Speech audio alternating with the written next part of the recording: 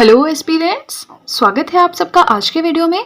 आज हम modern history start कर रहे हैं। इसमें फर्स्ट टॉपिक आता है the advent of Europeans. Europeans किन्हें बोलते हैं? जो यूरोप कॉन्टिनेंट पे रहते हैं, ठीक है। जैसे एशिया है, एशिया में इंडिया आता है, नेपाल आता है, भूटान आता है, Myanmar, Bangladesh, Laos, Thailand, China, Japan. तो ये सारी कंट्रीज कहाँ पे हैं? एशिया में आती हैं। तो यहाँ पे रहने वाले लोगों को कहा जाता है एशियंस। वैसे ही जो यूरोप कॉन्टिनेंट पे लोग रहते हैं, वहाँ पे जो भी कंट्रीज हैं वहाँ पे जो लोग रहते हैं उन्हें कहते हैं Europeans. So the advent of Europeans का मतलब है कि इंडिया में जो यूरोपियंस आए, मतलब यूरोप कॉन्टिनेंट से जो लोग आए और उन्होंने यहाँ पे आके व्यापार किया, अपना कब्जा जमाया, यहाँ पे रूल किया, उनके बारे में हमें पढ़ना है, ठीक है। तो 5 मेन कंट्रीज हैं जहाँ से यूरोपियंस आए, मतलब यूरोप कॉन्टिनेंट की 5 कंट्रीज में से आए लोग जिन्होंने यहाँ पर आके कुछ ने व्यापार किया, कुछ ने रूल किया। तो वो हम स्टेप बाय स्टेप पढ़ेंगे। बट आई होप आपको इस चीज का मीनिंग समझ में आ गया हो कि द एडवेंट ऑफ यूरोपियंस का मतलब क्या है, कि यूरोप के लोग यहाँ पे आए, उन्होंने रूल किया, व्यापार किया, कैसे किया वो हमें पढ़ना है, ठीक है। तो आज की वीडियो सिर्फ इंट्रोडक्शन पार्ट होगी। इंट्रोडक्शन है बट बहुत ही बेसिक चीज़ें इसमें मैं आपको समझाऊंगी। देन फिर हम Portuguese, Dutch, Danes, British, English वहाँ पे चलेंगे, ठीक है। तो सबसे पहले तो आपसे ये रिक्वेस्ट है कि वीडियो के साथ में ही नोट्स बनाएं, क्योंकि काफ़ी ज़्यादा मेहनत करके मैंने नोट्स बनाए हैं, काफ़ी बुक्स पढ़ पढ़ के नोट्स बनाए हैं। तो बस मेरी यही कोशिश है कि आपको इधर उधर ना भटकना पड़े, और वो चीज़ होगी भी अगर आप मेरी वीडियोज़ के साथ में नोट्स बनाते हैं तो आपको मॉडर्न के लिए कहीं और नहीं जाना पड़ेगा, ठीक है। चलिए, तो हमें पढ़ना है advent of Europeans. So India और यूरोप के बीच में रिलेशंस कैसे थे, हमें वो पढ़ना है, ओके। सो इंडिया और यूरोप के बीच में जो रिलेशंस थे, the trade relations go back to the ancient days of Greeks. मतलब इंडिया और यूरोप के बीच में जो व्यापार होता था वो प्राचीन काल से होता आ रहा है। ऐसा नहीं कि एकदम से यूरोपियंस कहीं से आया और उन्होंने व्यापार करना शुरू कर दिया। अगर देखिए, अगर आपको याद होगा, हमने प्री हिस्टोरिक पीरियड पढ़ा था, फिर हमने उसके बाद एंशियंट में जो पढ़ा था इंडस वैली सिविलाइजेशन, तो उस टाइम पे भी वो मेल्यूहा से या और भी जो है इजिप्टियन कंट्रीज से हमने पढ़ा था कि व्यापार करते थे इंडस वैली के लोग, है ना। तो चलिए, वो तो काफ़ी पुराना हो गया, बट वैसे ये है कि व्यापार जो चीज़ है काफ़ी टाइम पहले से होती आ रही है, ठीक है। जब दो देशों के बीच में व्यापार होता है तो वो ये नहीं देखते कि हाँ मैं कौन से कॉन्टिनेंट में लाई करता हूँ, राइट। तो वही चीज़ है कि प्राचीन काल जो था तब से इंडिया और यूरोप के बीच में व्यापार होता है, ठीक है। नेक्स्ट पॉइंट है, अब यूरोपियंस आए, कैसे आए वो हमें पढ़ना है। तो उसके लिए हमें हिस्ट्री पता होनी चाहिए कि यूरोपियंस को ज़रूरत क्या पड़ी इंडिया आने की। इंडिया में ऐसा क्या था कि यूरोपियंस भागे भागे सारे इंडिया की तरफ दौड़े जाते थे, है ना। तो वो हमें पढ़ना है। So earlier trade route through Mediterranean sea, red sea and across central Asia. अब देखिए, सबसे पहले आपके स्टडी टेबल के सामने वर्ल्ड मैप, इंडिया का मैप लगा होना चाहिए। मैंने एक बार नहीं, मैं ऑलमोस्ट हर एक वीडियो में ये चीज़ बोलती हूँ, क्योंकि हर एक वीडियो में कुछ ना कुछ ऐसा आता है जो कि मैप से रिलेटेड होता है। और आप गवर्नमेंट एग्जाम की प्रिपरेशन कर रहे हैं तो अब बच्चों का खेल तो रहा नहीं है। आपको पता है बेरोजगारी कितनी ज़्यादा है, तो लोग मेहनत भी बहुत ज़्यादा कर रहे हैं और एग्जाम्स का स्टैंडर्ड बहुत हाई हो रहा है। तो आपको उस हिसाब से पढ़ना होगा, ठीक है। अपने मैप में देखिए, या फिर अगर आपके मैप नहीं लगाया है आपने, अपनी एटलिस्ट पे देखिए कि मेडिटेरियन सी कहाँ है, रेड सी कहाँ है, ठीक है। क्योंकि ट्रेड जो है पहले यूरोप और एशिया के बीच में होता था। मेडिटेरियन सी, रेड सी, यानी सेंट्रल एशिया, एशिया का जो सेंट्रल पार्ट है वहाँ के थ्रू, ठीक है। दस पास थ्रू मैनी नेशंस। अब इसकी वजह से क्या है, जो इंडिया और यूरोप है इनके बीच में जो ट्रेड यानी व्यापार होता था, कोई चीज़ इंडिया से यूरोप तक जाएगी तो वो बहुत सारी कंट्रीज से बीच से पास होके जाती थी, ठीक है। अब कोई चीज़ एक जगह से दूसरी जगह जाएगी, अगर वो बीच में बहुत सारे लोगों से पास होके जाएगी तो वहाँ हर्डल्स भी आएंगी, ऑब्स्टेकल्स भी आएंगी, बाधाएं भी आएंगी। अब बाधाएं किस तरह की? पायरेट्स होते हैं समुद्री लुटेरे। कुछ जो है वो वाटर लेयर्स, मतलब वाटर बॉडीज, जैसे शिप वगैरह से होकर जाएगी, कहीं पे वो घोड़ों पे जाएगी, है ना, कैरवेंस के फॉर्म में जाएगा सामान। तो होता क्या था कि ऑब्स्टेकल्स आती थी। इंडिया से जो सामान जा रहा है यूरोप, कहीं वो शिप्स के थ्रू जाता था, कहीं वो झुंड जाते थे घोड़ों के, उसके ऊपर जाता था, या कहीं पे लोग उनको पीठ पे उठा के लेके जाते थे। तो पायरेट्स यानी जो लुटेरे होते हैं उनका बहुत खतरा रहता था। ठीक है, सेकंड है नेचुरल कैलमिटीज़, कहीं पे लैंडस्लाइड हो गया तो अब इतना भारी सामान वो उस एरिया से आगे कैसे लेके जाएंगे, है ना। बरसात हो गई, बादल फट गया, बहुत सारी चीज़ें होती हैं। तो ये जो है कुछ, ये तो एक दो इंपॉर्टेंट हर्डल्स हैं, अदरवाइज छोटी छोटी इतनी हर्डल्स है ना कि आपका पूरा पेज भर जाएगा उन हर्डल्स को लिखते हुए। ठीक है, येट ट्रेड हाईली प्रॉफिटेबल। फिर भी यहाँ से जो सामान लेके जाया जाता था इंडिया से बाहर यूरोप में, फिर भी वो प्रॉफिटेबल रहता था, जबकि बीच में बहुत सारा जो मतलब ऐसे कहते हैं कि 50 to 60% जो सामान लेकर जाते थे वो बीच में उनका लुट जाता था, तो वो 30 से 40% ही यूरोप तक ले जा पाते थे, फिर भी उन्हें बहुत ज़्यादा फायदा होता था। तो कैसे होता था, ऐसी क्या चीज़ थी इंडिया में जिसकी बाहर इतनी ज़्यादा डिमांड थी। ठीक है, बस यही हमें पढ़ना है। नाउ हाईली प्रॉफिटेबल था ड्यू टू द प्रेसिंग, अभी रीजन बता रहे हैं कि प्रॉफिटेबल क्यों था। Due to the pressing demand of eastern spices in the European market. Spices मतलब मसाले वगैरह जो होते हैं। ठीक है, तो इंडिया में जो मसाले होते थे उनकी यूरोपियन मार्केट में बहुत ज़्यादा डिमांड थी, इसकी वजह से। अब मसालों की डिमांड क्यों थी, तो इसकी भी अलग अलग आपको स्टोरीज मिलेंगी बुक्स में। एक स्टोरी ये है कि बाहर के लोग मीट वगैरह ज़्यादा खाते थे। ठीक है, तो उनको फ्रिज में रखना पड़ता था, लेकिन फ्रिज में रखने के बावजूद भी वो उतना टेस्टी नहीं रह पाता था, है ना। तो क्या करते थे, उनको मसालों की ज़रूरत होती थी ताकि उस मीट में वो मसाला जो होते हैं यहाँ के मसाले टेस्टी से उनको मिला दें, फिर फ्रिज में रखें, रेफ्रिजरेट करें, तो उससे क्या होता था, उसका स्वाद और उसकी खुशबू बनी रहती थी और वो बहुत बिकता था। तो इसलिए इंडिया के मसालों की बाहर बहुत ज़्यादा वैल्यू थी। ठीक है, नाउ नेक्स्ट आता है after the decline of Roman empire Arabs establish their domination in Egypt and Persia. अब अगर आपको पता है मेडिटेरियन सी कहाँ है, रेड सी कहाँ है, सेंट्रल एशिया किस पार्ट को बोलते हैं, तब आपको ये चीज़ समझ आएगी कि जब रोमन एम्पायर, ये हम वर्ल्ड हिस्ट्री में पढ़ेंगे, आपने बहुत कंफ्यूज नहीं होना। ठीक है, रोमन एम्पायर का जब डिक्लाइन हुआ तो अरब्स आए, उन्होंने अपना प्रभुत्व जमाया। ये जो इजिप्ट है, इधर जैसे आता है इजिप्ट हो गया, पर्सिया हो गया, तो इन एरियाज में अपना प्रभुत्व जमाया। ठीक है, नाउ अब यहाँ पे देखिए, यहाँ पे मैं आपको थोड़ा सा मैप वर्क के थ्रू बताती हूँ। Let me adjust the space first. Okay, now यहाँ पे आता है इजिप्ट। इजिप्ट जो है वो अफ्रीका की कंट्री है जहाँ से नील रिवर फ्लो करती है, जो कि वर्ल्ड की लॉन्गेस्ट रिवर है। सब कुछ मैंने आपको कॉन्टिनेंट्स में पढ़ाया है, राइट। नाउ अब होता क्या है कि जो अरब्स आए, इन्होंने इजिप्ट में, पर्सिया में, यहाँ पे इन इलाकों में अपना कब्जा किया, इनका प्रभुत्व हो गया, जिसकी वजह से direct contact between Europeans and India declined. अब देखिए, यहाँ पे ध्यान से देखिए, वैसे आपके सामने मैप भी होगा, वर्ल्ड मैप, तो वहाँ पे भी देख सकते हैं, बट पहले थोड़ा सा यहाँ पे समझ लें। यह है आपका अफ्रीका, यह है आपका यूरोपियन पार्ट, यह आता है आपका Asia.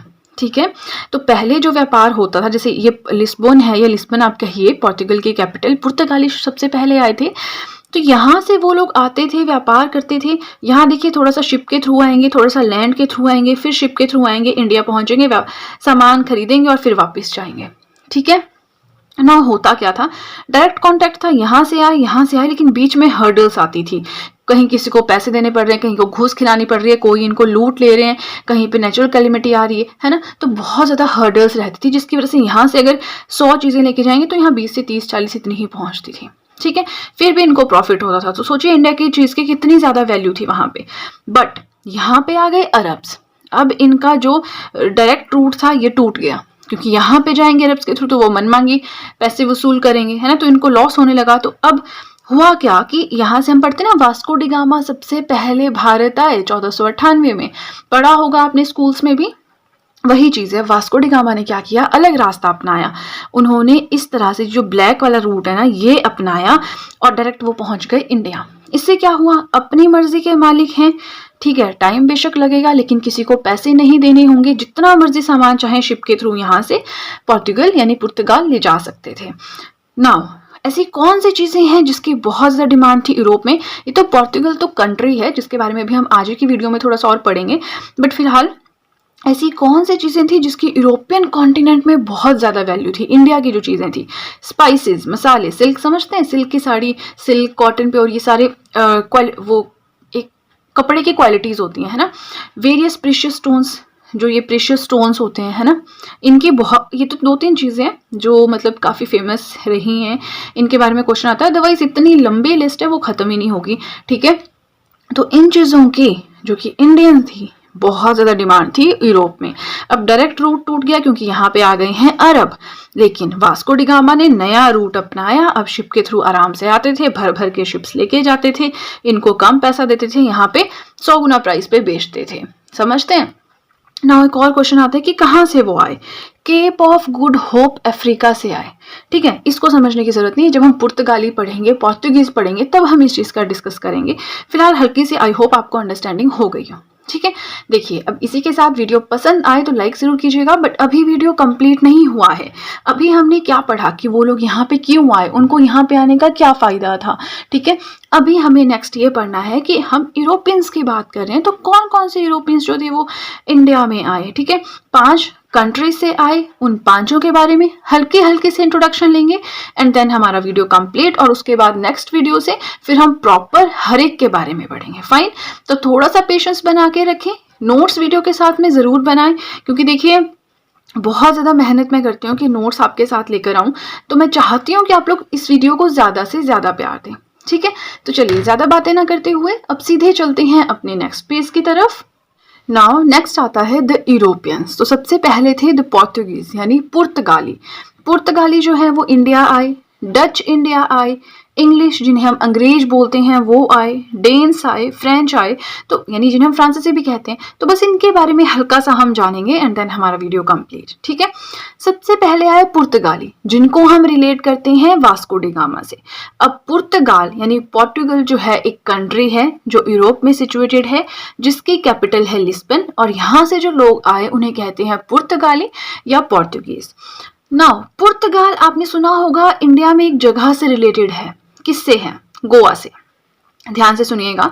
This rule lasted for about 450 years in Goa and highly influenced Goan culture. मतलब पुर्तगाली यहाँ पे रहे 450 से भी ज़्यादा साल, तभी इसलिए कहते हैं कि गोवा में जो कल्चर है वो भी पुर्तगालियों के द्वारा प्रभावित कल्चर है, क्योंकि ऑब्वियसली वो लोग वहाँ पे रहे तो वहाँ के जो लोकल है वो उनके कल्चर से प्रभावित हुए, उन्होंने भी उस चीज़ को अपनाया, अब उनका वो अपना कल्चर बन चुका है। ठीक है, तो गोवा जो है वो पुर्तगालियों से रिलेटेड है। नेक्स्ट आता है डच। नाउ डच कौन सी कंट्री है? तो डच कंट्री नहीं है, किसी कंट्री यानी यूरोप से आए हुए लोग हैं जो कि मेनली नीदरलैंड से बिलोंग करते हैं, और नीदरलैंड्स की कैपिटल क्या है? एम्स्टर्डम। थर्ड आता है द इंग्लिश यानी अंग्रेज। कहाँ से आए? ब्रिटिशर्स भी हम इनको बोलते हैं, ब्रिटेन से आए, इसकी कैपिटल है लंदन। नाउ ब्रिटेन क्या है, लंदन क्या है, यूनाइटेड किंगडम क्या है, इंग्लैंड क्या है, ये सब मैंने आपको पढ़ाया है अपने टॉपिक ऑफ द डे की वीडियो में, और कॉन्टिनेंट्स में भी पढ़ाया है। ठीक है, तो अगर आपने वर्ल्ड ज्योग्राफी की वीडियोस नहीं देखी हैं आप वहां पे जाकर देख सकते हैं। नेक्स्ट आता है डेन्स। डेन्स होते हैं वो लोग जो डेनमार्क से आए, और डेनमार्क की कैपिटल है कोपेनहेगन। ठीक है, last but not the least, वैसे सीक्वेंस ये नहीं है, सीक्वेंस में हम आगे पढ़ेंगे, वो तो आपको जैसे ईयर्स का मेंशन होगा आप खुद ही समझ जाएंगे। लास्ट में हम पढ़ते हैं फ्रेंच यानी फ्रांसीसियों के बारे में, जो कि फ्रांस से आए। फ्रांस की कैपिटल पेरिस है, और जो फ्रांस है वो पुडुचेरी से रिलेटेड है। पुडुचेरी क्या है? हमारी हमारी यूनियन टेरिटरी है। ठीक है, केंद्र शासित प्रदेश है, और जो पुडुचेरी है वो फ्रांसीसियों से रिलेटेड है, क्योंकि फ्रांसीसियों यानी फ्रेंच जो थे उन्होंने 280 ईयर्स तक यहाँ पे रूल किया था। ठीक है, चलिए बस आज की वीडियो में हमें इतना ही पढ़ना था। ये तो मैंने आपको बिल्कुल हल्का सा बेसिक सी अंडरस्टैंडिंग दे दी कि हमें पढ़ना क्या है। अब आगे जो भी वीडियोस आएंगे उसमें पुर्तगालियों की अलग वीडियो होगी, डच की, इंग्लिश की, डेन्स की, फ्रेंच की, सबकी अलग वीडियोस होंगी।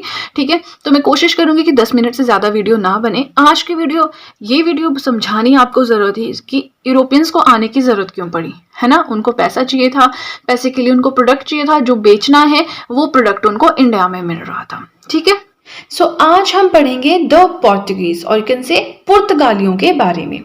देखिए हम पढ़ रहे हैं the advent of Europeans in India. Europeans India में आए, कैसे आए, क्यों आए, वो हम प्रीवियस वीडियो में पढ़ चुके हैं। एक इंट्रोडक्शन वीडियो में ऑलरेडी अपलोड कर चुकी हूँ, तो उसमें मैंने आपको बताया है कि कौन सी 5 कंट्री से यूरोपियंस आए। यूरोपियंस हम किसे कहते हैं, इनकेस आप बिल्कुल ही न्यू हैं, आपको नई चीज़ों की समझ है ना, तो छोटी छोटी जो बातें होती हैं वो मैंने ऑलरेडी इंट्रोडक्शन वीडियो में बता दी हैं। आज हम जिन यूरोपियंस के बारे में पढ़ेंगे वो है पुर्तगाली और द पोर्तुगीज। सबसे पहले इंडिया में जो आए यूरोप से वो थे वास्को डी गामा। वो तो आपको पता ही होगा। तो बस वो क्यों आए, जब वो आए तो यहाँ पे राजा कौन थे, उनके आने का मकसद क्या था, कौन से रूट से वो आए, उनको नया रास्ता क्यों खोजना पड़ा, उनके ट्रेडिंग सेंटर्स कौन कौन से थे, उनके गवर्नर्स कौन कौन से रहे इंडिया में, ये सब चीज़ें हमें पढ़नी है। ठीक है, तो बस आप थोड़ा सा पेशेंस बना के रखें। मैंने कोशिश की है कि मैक्सिमम फैक्चुअल पॉइंट्स को मैं यहाँ पे कवर कर सकूं। तो बस आपको पेपर पेन उठाना है और वीडियो के साथ साथ में ही अपनी नोट्स मेकिंग स्टार्ट कर देनी है। ठीक है, हमें पढ़ना है पुर्तगालियों के बारे में। पोर्तुगीज माने जो पोर्तुगल एक कंट्री है, पुर्तगाल जिसे हम कहते हैं, जिसकी कैपिटल है लिस्बन। मैप में देखिए यूरोप में एक कंट्री है, वहां से जो लोग आए उन्हें कहते थे Portuguese. Now these were the first Europeans to settle and colonise in India. India में आने वाले, यहाँ पे सेटल होने वाले, यहाँ पे अपने कॉलोनीज बनाने वाले पहले यूरोपियंस थे पोर्तुगीज यानी पुर्तगाल। Now the Portuguese voyager, voyager होता है यात्री, जो पुर्तगाली एक यात्री था, Vasco da Gama, he reached Calicut on May 17, 1498। तो ये चीज तो आपको टिप्स पे होनी चाहिए कि पहले यूरोपियन जो इंडिया आए वो थे वास्को डी गामा। कैलिकट में वो पहुंचे थे अपनी शिप के साथ 17 मई 1498 को, और जिस टाइम वो आए उस टाइम में कैलिकट में जो रूलर थे वो थे हिंदू शासक, हिंदू राजा, जिनका नाम था Zamorin. Okay, now he discovered Cape route, Cape of Good Hope, Africa, ये सब आपने सुना होगा। मैं मैप के थ्रू भी आपको बताऊंगी। फिलहाल आप समझ लीजिए कि वास्को डी गामा है वो जिन्होंने केप ऑफ गुड होप, ये जो रूट था केप रूट, इसकी खोज की थी। ठीक है, नाउ उन्होंने इस रूट की खोज की and when he went back, और वो इंडिया में आए, यहाँ रहे, यहाँ से माल लिया, क्योंकि आपको पता है इंडिया में वो लोग क्यों आते थे। मैंने प्रीवियस वीडियो में बताया है कि यहाँ के कुछ प्रीशियस स्टोन्स थे, कुछ स्पाइसेस थे, सिल्क था, कॉटन था, बहुत सारी चीजें थी जिनके डिमांड थी यूरोप में। ठीक है, नाउ अब जब वो इंडिया में आए, जब यहाँ से वापस गए, he bought cargo which sold for 60 times the cost of his voyage. जब वो यहाँ पे आए, उन्होंने यहाँ से सामान लिया, अपनी शिप में भरा और वापस गए जब यूरोप, अपनी कंट्री में, अपने कॉन्टिनेंट में, तो जब वहां पे जाकर उन्होंने सामान बेचा तो उनकी यात्रा में जितना खर्चा आया था उससे 60 गुना उन्हें मुनाफा हुआ। अगर 100 रुपए खर्चा आया था तो 100 गुना 60 कर लो, 100 into 60 कर लो, उतना उनको प्रॉफिट ही हो गया। ठीक है, तो काफी ज्यादा डिमांड थी यहाँ की चीजों की वहां पे। Now it opened a new chapter in world history. अब नया रास्ता उन्होंने खोजा इंडिया में आने का। इंडिया की कुछ चीजों की बहुत ज्यादा डिमांड थी यूरोप में, तो इसकी वजह से हमारा जो इतिहास है दुनिया का उसमें एक नया चैप्टर खुला। ठीक है, नाउ आगे चलने से पहले मैं आपको थोड़ा सा एक बार बताऊंगी कि ये केप ऑफ गुड होप क्या है। वैसे मैंने प्रीवियस वीडियो में बताया है, बट अगर आपने नहीं देखी है या आपने फॉरवर्ड करके स्किप करके सिर्फ नोट्स ही बनाए हैं तो मैं आपको एक बार वो बताती हूँ, फिर हम आगे चलेंगे। फाइन, नाउ देखिए ये है हमारा अफ्रीका कॉन्टिनेंट, ये है यूरोप और यहाँ पे आता है एशिया। तो पहले जब यूरोपियंस आते थे तो उनका रूट था ये, थोड़ा सा शिप से आएंगे, फिर जो है वो घोड़ों वगैरह पे आएंगे, पैदल चल के आएंगे, फिर उसके बाद फिर से शिप से आएंगे और इस तरह से इंडिया पहुंचेंगे। रूट बेशक शॉर्ट था, बट यहाँ पे आपको पायरेट्स मिलेंगे यानी समुद्री लुटेरे मिलेंगे, नेचुरल कैलेमिटीज होगी, है ना, तो उनको काफी ज्यादा जो है वो लॉस हो जाता था। ठीक है, लेकिन अब क्या किया, वास्को डी गामा ने क्या किया, एक नया रास्ता खोजा जिसे हम बोलते हैं केप रूट या Cape of Good Hope Africa. अब वो क्या करेंगे, यहाँ से नहीं आएंगे क्योंकि यहाँ उनको लुटेरे मिलेंगे, यहाँ बहुत सारी अलग चीजें भी हुई, है ना, कि यहाँ पे जो है अरब्स का शासन आ गया, अरब्स का कंट्रोल हो गया, फिर उन्होंने इजिप्ट पर से सारा चीजें कंट्रोल कर ली, वो सब मैंने प्रीवियस वीडियो में बताया है। तो अब जब यहाँ पे किसी और का कंट्रोल आ गया तो डायरेक्ट कॉन्टेक्ट टूट गया, तो वो कैसे आएंगे। नाउ उन्होंने ये रास्ता खोजा कि समुद्री रास्ते से यहां से घूम के यहाँ पे आएंगे। रूट बेशक लंबा है बट कोई पायरेसी नहीं होगी, कोई लुटेरे नहीं मिलेंगे, कोई नेचुरल कैलेमिटी नहीं होगी, मजे से खाली शिप लाएंगे, यहाँ से भर के लेके जाएंगे और यहाँ पे बढ़िया मुनाफा कमाएंगे। तो ये है Cape of Good Hope Africa, तो इसे हम केप रूट बोलते हैं। ठीक है, चलिए आई होप आपको केप रूट समझ में आ गया। अब चलते हैं वापिस अपने उसी पेज की तरफ। वापिस हम आ गए हैं, तो वास्को डी गामा के बारे में फिर से बात करेंगे।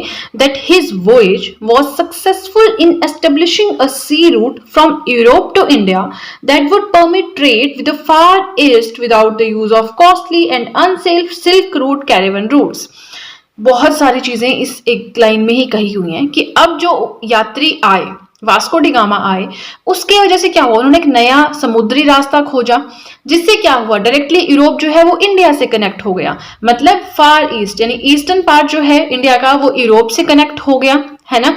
एंड अब उनको ना कोई कॉस्टली माने जो लेंथ ऑफ जर्नी, जो प्रीवियस मैंने आपको दो रास्ते बताए, एक केप ऑफ गुड होप वाला बताया, एक ऊपर से बताया जहां से मैंने बताया कि पायरेट्स मिलेंगे, नेचुरल कैलेमिटीज आएंगी, तो वो बहुत कॉस्टली था क्योंकि वो लेंथी जर्नी थी, पैदल भी चलना पड़ता था, बीच बीच में शिप्स चेंज करने पड़ते थे, सामान इधर से उधर ढोना पड़ता था, और अनसेफ भी था क्योंकि रॉबर्स मिलेंगे, रॉबर्स देखेंगे यार इसके पास बहुत सामान है, लूट लेंगे उसको, तो उसके पास थोड़ा बहुत बचेगा, बाकी सारे लुटेरे ले जाएंगे, तो उसको क्या फायदा बचा। तो ये जो कॉस्टली और अनसेफ सिल्क रूट था, सिल्क रूट मैंने आपको बताया ना, जो मैंने ग्रीन से इंडिकेट किया था उसे सिल्क रूट कहते थे। अब हम यहाँ पे थोड़ा सा आगे चलने से पहले, वास्को डी गामा के बारे में पढ़ने से पहले थोड़ा सा ये जान लेते हैं कि सिल्क रूट क्या था। आपको ध्यान होगा, एक तो हमने ब्लैक वाला पढ़ा, एक हमने पढ़ा वो बीच से आते थे, वो सिल्क रूट था ना। ध्यान देने वाली बात है कि सिल्क रूट कोई एक ही रूट नहीं था, बहुत सारे रूट्स थे, ठीक है। सिल्क रूट के बारे में 2-3 लाइनें पढ़ती हैं। Neither an actual road nor a single route, ये नेटवर्क था रूट्स का, ठीक है, बहुत सारे रूट्स का नेटवर्क था, जैसे एक रूट यहाँ से, एक यहाँ से, एक यहाँ से, एक यहाँ से था, एक ही पर्टिकुलर एरिया में, बट एक नेटवर्क था रूट्स का, कोई सिंगल रोड नहीं था, कोई एक्चुअल रोड नहीं था, ठीक है। A network of routes used by traders for more than 1500 years, यानी 1500 साल के आसपास अप्रोक्सीमेटली जो ट्रेडर्स थे, व्यापारी थे, वो इस रास्ते को यूज करते थे 130 बीसी से 1453 कॉमन ईरा तक। बीसी, एडी, सीई ये मैं आपको फिर कभी किसी वीडियो में पढ़ाऊंगी, आज नहीं, अदरवाइज वीडियो लंबा हो जाएगा। चलिए, ये तो हम सिल्क रूट की तरफ आ गए कि सिल्क रूट जो है कॉस्टली है, अनसेफ है, उसके रीजंस मैंने आपको प्रीवियस वीडियो में बताए हैं, तो आज हम वो चीज डिस्कस नहीं करेंगे, अदरवाइज वीडियो बहुत लंबा हो जाएगा। हमें सिर्फ पुर्तगालियों पर डिस्कस करना है, उनके ट्रेडिंग सेंटर्स, उनके गवर्नर्स के बारे में पढ़ना है, ठीक है। चलिए, सिल्क रूट हो गया। अब जो वास्को डी गामा है, उन्होंने एक नया समुद्री रास्ता खोजा, ठीक है। तो उनको क्या जरूरत पड़ी इंडिया आने की, राइट। तो वो अब हम थोड़ा सा पढ़ते हैं। That eastern spices were very important for European traders as without refrigeration food spoiled easily and spices were important for making the flavour of food, for masking the flavour of food. इसमें क्या है ना कि वहां के लोग meet वगैरह ज्यादा खाते हैं, क्योंकि आपने देखा होगा जो यूरोप वाला पार्ट है वो थोड़ा सा ट्रॉपिक ऑफ कैंसर के आसपास आता है, या उसके थोड़े ऊपर भी आता है, तो थोड़ा सा स्नोफॉल वगैरह वहां पे होता है, तो वहां पे लोग जो है मीट वगैरह, नॉनवेज वैसे भी बाहर के लोग ज्यादा ही खाते हैं, इंडिया में इतना नहीं है। तो वो जो मीट होता है उसको फ्रिज में, रेफ्रिजरेशन मतलब फ्रिज में रखना पड़ता है, अदरवाइज वो खराब हो जाता है। तो खराब हो जाएगा, उसमें से स्मेल आएगी, कोई खाएगा नहीं, लेकिन जब उसमें मसाले डाल देंगे तो उसकी खुशबू अच्छी आएगी। खराब भी होगा तो पता नहीं चलेगा, टेस्ट भी अच्छा हो जाएगा तो बिक भी जाएगा, है ना, खराब कर लोगों को, खरीदार को नहीं पता चलेगा। तो इसलिए हमारे इंडिया में जो मसाले मिलते थे उनकी बहुत ज्यादा वैल्यू थी वहां पे, ठीक है। अब आप रीजन समझ गए, ये तो मतलब अलग अलग बुक्स में आपको अलग अलग मिल जाएगा, बट ये बहुत अच्छा रीजन है, मैंने किसी बुक से नहीं पढ़ा, किसी वेबसाइट से उठाया, आई थिंक यूपीएससी की बुक्स में तो ये चीज बताई नहीं गई है ना। नाउ वो आ गए, ये तो मसालों का रीजन है, अदरवाइज वहां से प्रीशियस स्टोन्स और बहुत सारी चीजें वो लेकर जाते थे। Now they had a monopoly of the high profitable eastern trade for nearly a century. अब सेंचुरी माने 100 साल तक उन्होंने बढ़िया पैसा कमाया, बहुत प्रॉफिटेबल रहे, क्योंकि कोई और जो है यूरोपियन आया ही नहीं, है ना, तो उनका बढ़िया मोनोपोली चली, यहाँ से सामान खरीदते वहां बेचते।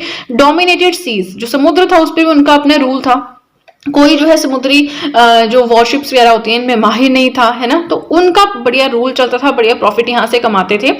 New introduction by the Portuguese, अब जब पुर्तगाली यहाँ पे आए तो उन्होंने क्या इंट्रोड्यूस की, कोई नई चीजें, yes, cultivation of tobacco, ship building, printing press का जो कंसेप्ट है हमने पुर्तगालियों से सीखा, शिप बिल्डिंग हमने पुर्तगालियों से सीखी, टोबैको की कल्टीवेशन, खेती हमने उनसे सीखी, ठीक है। चलिए, इसी के साथ हमारा फर्स्ट पेज हुआ कंप्लीट, बट अभी बहुत कुछ है पढ़ने के लिए, तो ऐसा ना सोचें कि हो गया अभी कंप्लीट, है ना। अभी तो हमने एक नींव बांधी, एक फॉर्मेशन, एक नींव सी बनाई है कि हमें पढ़ना क्या है। अब जो मेन पार्ट्स हैं ये अंडरस्टैंडिंग थी सारी, है ना। अब हम मेन पार्ट्स जो है नेक्स्ट पेज पे पढ़ेंगे, थोड़ा सा पेशेंस बना के रखें, एक बार पढ़ लें इन टॉपिक्स को, ये थोड़ा सा है भी एडवेंट ऑफ यूरोपियंस। अभी ब्रिटिशर्स देखना, ब्रिटिशर्स में इतना कुछ है पढ़ने के लिए, डच, डेन्स, फ्रेंच ये फिर भी थोड़े थोड़े कम है, और बस आप पेशेंस बना के रखें और ज्यादा बातें ना करते हुए सीधे चलते हैं अपने नेक्स्ट पेज की तरफ। नेक्स्ट हम पढ़ेंगे उनके गवर्नर्स के बारे में। So first governor of Portuguese in India, पुर्तगालियों का पहला गवर्नर इंडिया में कौन था? Francisco de एल्मीडा। 1505 में ये बने, ब्लू वाटर पॉलिसी ये लेकर आए। तो क्वेश्चन आता है कि पहले गवर्नर कौन थे, दूसरा क्वेश्चन है ब्लू वाटर पॉलिसी किसकी है, तो आपको पता होना चाहिए फ्रांसिस्को डी एल्मीडा की है ना। ये ब्लू वाटर पॉलिसी है क्या? ये हम पढ़ते हैं। Opposed to the establishment of a territorial empire in India, preferred to maintain supremacy at sea and limit their activities to purely commercial transactions. So इन 3 लाइनों को मैं बहुत अच्छे से एक्सप्लेन करूंगी, टेंशन ना ले। क्या पढ़ लिया हमने? सो ब्लू वाटर पॉलिसी ये बोलती है कि हम यहाँ पे अपना एम्पायर बढ़ाने नहीं आए हैं इंडिया में, ठीक है। हमारा काम है कि हम सुप्रीमेसी मतलब अपना कंट्रोल रखेंगे समुद्रों के ऊपर, और हमारी जो एक्टिविटीज होंगी वो इंडिया में सिर्फ व्यापार तक सीमित है। हम यहाँ इंडिया में अपना, ऐसा नहीं जैसे ब्रिटिशर्स आए अपना एम्पायर ही सेटअप कर दिया, ऐसा कोई इच्छा नहीं थी इनकी। इनका काम था व्यापार करना, चुपचाप ही व्यापार कर रहे थे, बहुत अच्छे से व्यापार कर रहे थे, ठीक है। नाउ सेकंड, अब ये थे पहले गवर्नर। सेकंड कौन आते हैं? अल्फोंसो डी एल्बुकर्क, 1509 में ये बने। Gave them new Heights, Alfonso का यही रहेगा कि इन्होंने बहुत नई ऊंचाइयों तक पुर्तगालियों को पहुंचाया। Considered the real founder of Portuguese power, पुर्तगालियों की शक्ति का, उनकी पावर का रियल फाउंडर इन्हें माना जाता है, असली संस्थापक इन्हें माना जाता है। अब इनके बारे में क्वेश्चन क्या आता है? 2 क्वेश्चन आते हैं। पहला, captured Goa in 1510 from the Bijapur ruler, Bijapur के जो शासक थे उनसे गोवा को कैप्चर किया 1510 में। और दूसरा है पॉलिसी ऑफ इंपीरियलिज्म। ना बीजापुर वाला क्वेश्चन आएगा, क्यों आएगा? क्योंकि गोवा का जो है पुर्तगालियों से बहुत गहरा संबंध है। इंडिया इंडिपेंडेंट भी हो गया था, फिर भी पुर्तगालियों का यहाँ पे शासन था। कैसे भगाया क्या है वो अलग चीज है, वो हम अभी डिस्कस नहीं करेंगे। बट ऐसा है कि पुर्तगालियों ने पूरे 450 साल तक यहाँ पे रूल किया गोवा में। इसीलिए गोवा का जो कल्चर है, वहाँ के ट्रेडिशंस जो हैं, वो वहाँ का आर्किटेक्चर जो है वो सब कुछ पुर्तगालियों जैसा है।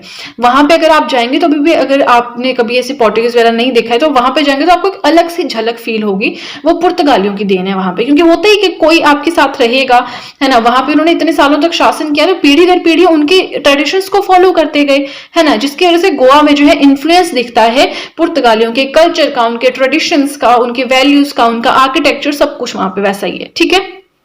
एक क्वेश्चन हो गया ये, वेरी इंपॉर्टेंट, कौन से गवर्नर के अंडर। दूसरा है पॉलिसी ऑफ इंपीरियलिज्म किसकी है, राइट। अब चलिए आगे चलते हैं। थर्ड जो रूलर थे फेमस, इनके बारे में पढ़ते हैं। यस, इनके बारे में भी कुछ इंपॉर्टेंट है पढ़ने के लिए। पहले नाम देखिए, Nino da Cunha. Transferred capital in India from Cochin to Goa.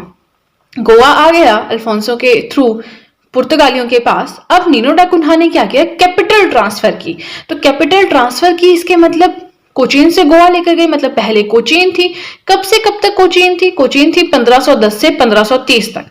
Goa कब हुई? 1530 से 1961 तक। अब आपका काम है, बीजापुर कहाँ पे है, कोचीन कहाँ पे है, गोवा कहाँ पे है, दीव कहाँ पे है, दमन कहाँ पे है, हुगली कहाँ पे, ये तो आपको देखना पड़ेगा। क्योंकि अगर आपका हिस्ट्री ऑप्शनल भी है तो आपको लोकेशंस का, मैप वर्क का इन्फ्लुएंस और इंपॉर्टेंस पता होगा कितना ज्यादा है, ठीक है। हल्का हल्का देखते रहे, बाकी फिर जब आप मैप वर्क करेंगे, अगर आपने ऑप्शनल रखा है हिस्ट्री, तो फिर वो तो आपको अलग से पढ़ना पड़ेगा बहुत ज्यादा डेप्थ में। नाउ कैपिटल किसने ट्रांसफर की कोचीन से गोवा? नीनो डा कुन्हा ने। दूसरी इनकी क्या अचीवमेंट थी important? He required Diu and दमन। दीव 1535 में और दमन 1559 में, ठीक है। अब देखिए इसके बाद 1-2 वर्ड्स भी आती हैं, बट इतना डेप्थ में हमें नहीं पढ़ना है, अदरवाइज वीडियो बहुत लंबा हो जाएगा, ठीक है। मैंने फिर भी कोशिश की है हर एक पॉइंट यहाँ पे कवर किया जा सके। बट ये जो पुर्तगाली हैं, डच हैं, डेन्स है, स्पेशली इंग्लिश है, इनके बारे में इतने पॉइंट्स हैं कि आप जितना भी लिखो वो कम है।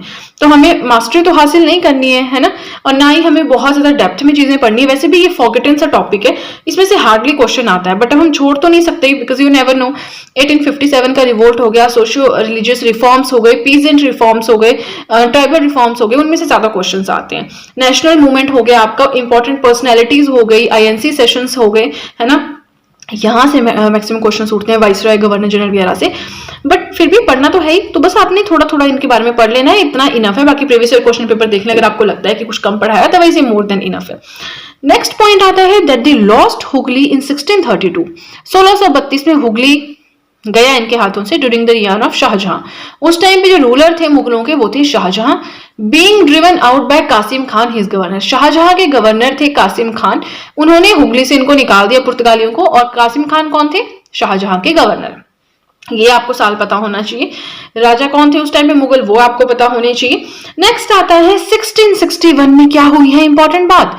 They gave Bombay to Charles II of England as dowry for marrying his sister. पुर्तगालियों की बहन से इंग्लैंड के चार्ल्स ने शादी की थी, तो उनको दहेज के रूप में उन्होंने बॉम्बे दिया था। ठीक है, now by the end of 16th century their power declined. 16th century का एंड जब आया उस टाइम तक इनकी पावर काफी ज्यादा कम हो गई थी, क्योंकि फिर उसके बाद और भी जो है यूरोपियंस आने लगे थे। ठीक है, चलिए अगला हम पढ़ेंगे इंपॉर्टेंट ट्रेडिंग सेंटर्स। पुर्तगालियों के इंपॉर्टेंट ट्रेडिंग सेंटर्स कौन कौन से थे? कैलिकट, कोचीन, गोवा, बॉम्बे, दीव, हुगली, दमन। साल मैंने सामने लिखे हैं। ठीक है, तो चलिए फ्रेंड्स, आज के लिए इतना ही। पुर्तगालियों के बारे में हमने पढ़ा है। नहीं आपने प्रीवियस वीडियो देखी है तो जरूर उसको देखें, क्योंकि उसमें बहुत सारी चीजें जो है आपकी क्लियर होंगी, है ना। बेसिक्स तो मैंने वहीं पढ़ाए हैं, एंड उसके बाद पुर्तगालियों का हमने आज के टॉपिक में कर लिया। फिर हम डच, डेन सब कुछ पढ़ेंगे। सो आज हम पढ़ेंगे द डच। हम पढ़ रहे हैं मॉडर्न हिस्ट्री में एडवेंट ऑफ यूरोपियंस। सो हमने पढ़ा था पोर्तुगीज यानी कि पुर्तगालियों के बारे में। सो सेकेंडली हम इस टॉपिक के अंडर पढ़ रहे हैं द डच। थोड़ा सा आप इंट्रोडक्शन पार्ट देख लीजिएगा, आपको हल्का सा आइडिया लग जाएगा कि एडवेंट ऑफ यूरोपियंस क्या है, Portuguese, Dutch, Danes, French, English क्या है, राइट। उसके बाद फिर हर एक टॉपिक को, हर एक सब टॉपिक को मैंने सेपरेट वीडियो में एक्सप्लेन किया है। ठीक है, तो चलिए सबसे पहले तो उठाएं अपना पेपर पेन एंड करें वीडियो के साथ में ही अपनी नोट्स मेकिंग स्टार्ट। सो डच हमें पढ़ना है। सो डच होता क्या है, क्या मतलब है डच का, पहले हम ये पढ़ेंगे। ठीक है, people of Holland now Netherlands. So पहले हॉलैंड कहते थे, अब नीदरलैंड्स कहते हैं उस जगह को। सो वहां से कुछ लोग आए जिन्होंने इंडिया में अपनी फैक्ट्रीज एस्टेब्लिश की, अपने सेटलमेंट्स बनाई, व्यापार किया। तो वो लोग इंडिया में हम उन्हें डच कहते हैं। इंडिया में क्या, पूरी दुनिया में उन्हें डच कहते हैं, द पीपल ऑफ नीदरलैंड्स। जैसे इंडिया के जो लोग हैं उन्हें इंडियंस कहते हैं, जो चाइना के लोग हैं उन्हें चाइनीज कहते हैं, जो पोर्तुगल यानी पुर्तगाली हैं, है ना, उनको हम जैसे पोर्तुगीज बोलते हैं। जो अंग्रेज जैसे हम आए, ब्रिटेन से आए, उन्हें ब्रिटिशर्स कहते हैं। वैसे ही नीदरलैंड्स या फिर पुराना जो हॉलैंड था, वहां से जो लोग इंडिया में आए, व्यापार किया, सेटलमेंट्स बनाई, फैक्ट्रीज एस्टेब्लिश की, उन्हें हम कहते हैं डच। सो फर्स्ट टाइम तो आपको ये चीज क्लियर होनी चाहिए। ठीक है, वैसे मैंने इंट्रोडक्शन वीडियो जो बनाई है उसमें बहुत अच्छे से ये चीज एक्सप्लेन की है। सो सेकंड पॉइंट आता है that these were the second Europeans to set foot in India after Portuguese. आपको ना एक क्वेश्चन आता है कि उसमें आपको सीक्वेंस जो है वो बताना होता है। Portuguese, Dutch, Danes, French, English, ऐसे करके 5 या 4 या 3 ऑप्शंस होंगे, तो आपको उनको सीक्वेंस में लगाना है। सीक्वेंस माने कि इंडिया में पहले पोर्तुगीज आए, फिर डच आए, फिर कौन आया, इस तरह से। ठीक है, तो आपको पता होना चाहिए। सेकंड यूरोपियंस आप समझते हैं ना, कि जो यूरोप से आए इंडिया में, फिर उन्होंने यहाँ पे व्यापार किया, अपनी सेटलमेंट्स एस्टेब्लिश की, कुछ ने तो यहाँ पे साम्राज्य भी बना लिया, जैसे कि ब्रिटिशर्स थे, है ना। सो सेकंड यूरोपियंस यानी पुर्तगालियों के बाद दूसरे डच थे जो इंडिया में आए। ठीक है, arrived due to commercial interest.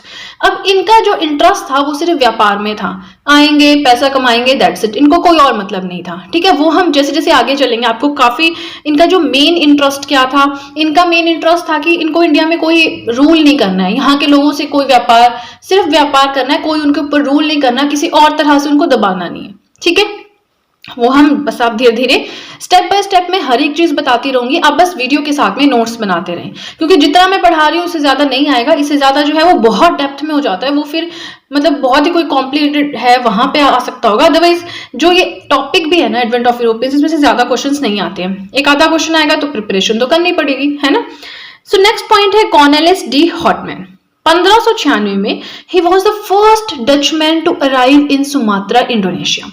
Sumatra Indonesia का एक आइलैंड है। इंडोनेशिया से रिलेटेड हमने एक न्यूज भी पढ़ी थी, हल्का सा आपको रिफ्रेश कर देती हूँ यहाँ पे, कि इंडोनेशिया ने रिसेंटली क्या किया है, अपनी कैपिटल चेंज की है।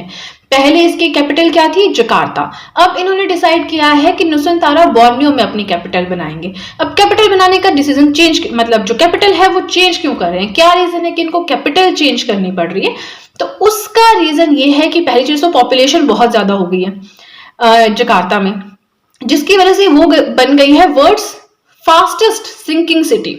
आइलैंड है तो थोड़ा थोड़ा ओशन लेवल बढ़ रहा है, वो डूबने वाली सिटी इस तरह से बन रही है। और पॉपुलेशन ज्यादा है, पॉल्यूशन ज्यादा है, एयर क्वालिटी बहुत वीक हो गई है। तो इन सब के लिए उन्होंने बोर्नियो को एक फॉरेस्ट सिटी, एक सस्टेनेबल सिटी सोच के वहां पे जो है अपनी कैपिटल शिफ्ट करने का सोचा है। ठीक है, चलिए ये तो थोड़ा सा करंट अफेयर हो गया, बट हमें पढ़ना इस तरह से है कि नीदरलैंड्स आ गया तो मैप में देख लिया नीदरलैंड्स कहाँ है, सुमात्रा आ गया तो इंडोनेशिया का एक आइलैंड है, इंडोनेशिया देख लो कहाँ पे है, कैपिटल क्या है, तो आपको समझ आएगा कि अच्छा ये नीदरलैंड्स है यूरोप में, वहां से वो आए सुमात्रा इंडोनेशिया में।